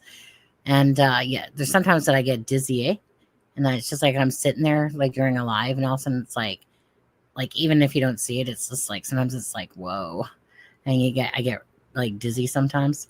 Maybe my sugar levels are too high. Anyways, you guys, gotta put Jack and Lily back up. That's what we're here for. So again, thanks to Charmaine. Thanks to bring me home. Please bring me home for taking on Jack and Lily's case. And again, thank you to all you beautiful people in the world. Beautiful people. Beautiful people. Anyways, you guys have a great night. Thanks, Ben. Thanks, Sharon. Thanks, Melissa. Thank you, mods. But thank you, everyone. Okay, that Pepsi's, yeah. I like 0 sugar I like the one that's called 0. Ben. Until we meet again. Okay, I'm just going to play out that video I played at the start of this. Other than that, again, if you haven't hit that like and the share, please do so. Not sure when I'm going to do my next live. Maybe tomorrow, maybe not. Maybe the next day, maybe not. But I'll try to get one in the next day or 2, okay, guys? And see what else is being said and stuff like that. Anyways, sweet dreams to y'all. Good morning to y'all. Happy afternoon to y'all. Whatever. Let's see here. In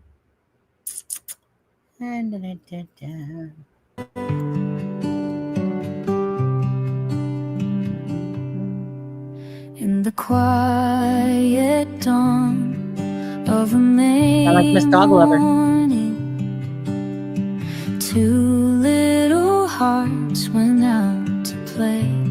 Ice cream. Lily's laughter, Jack's small footsteps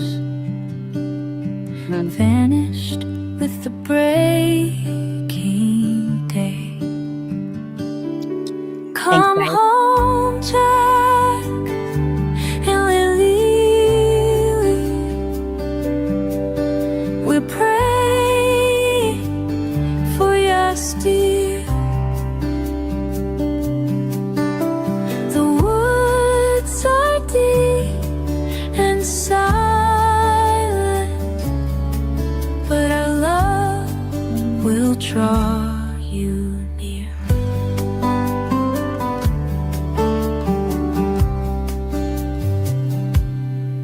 Through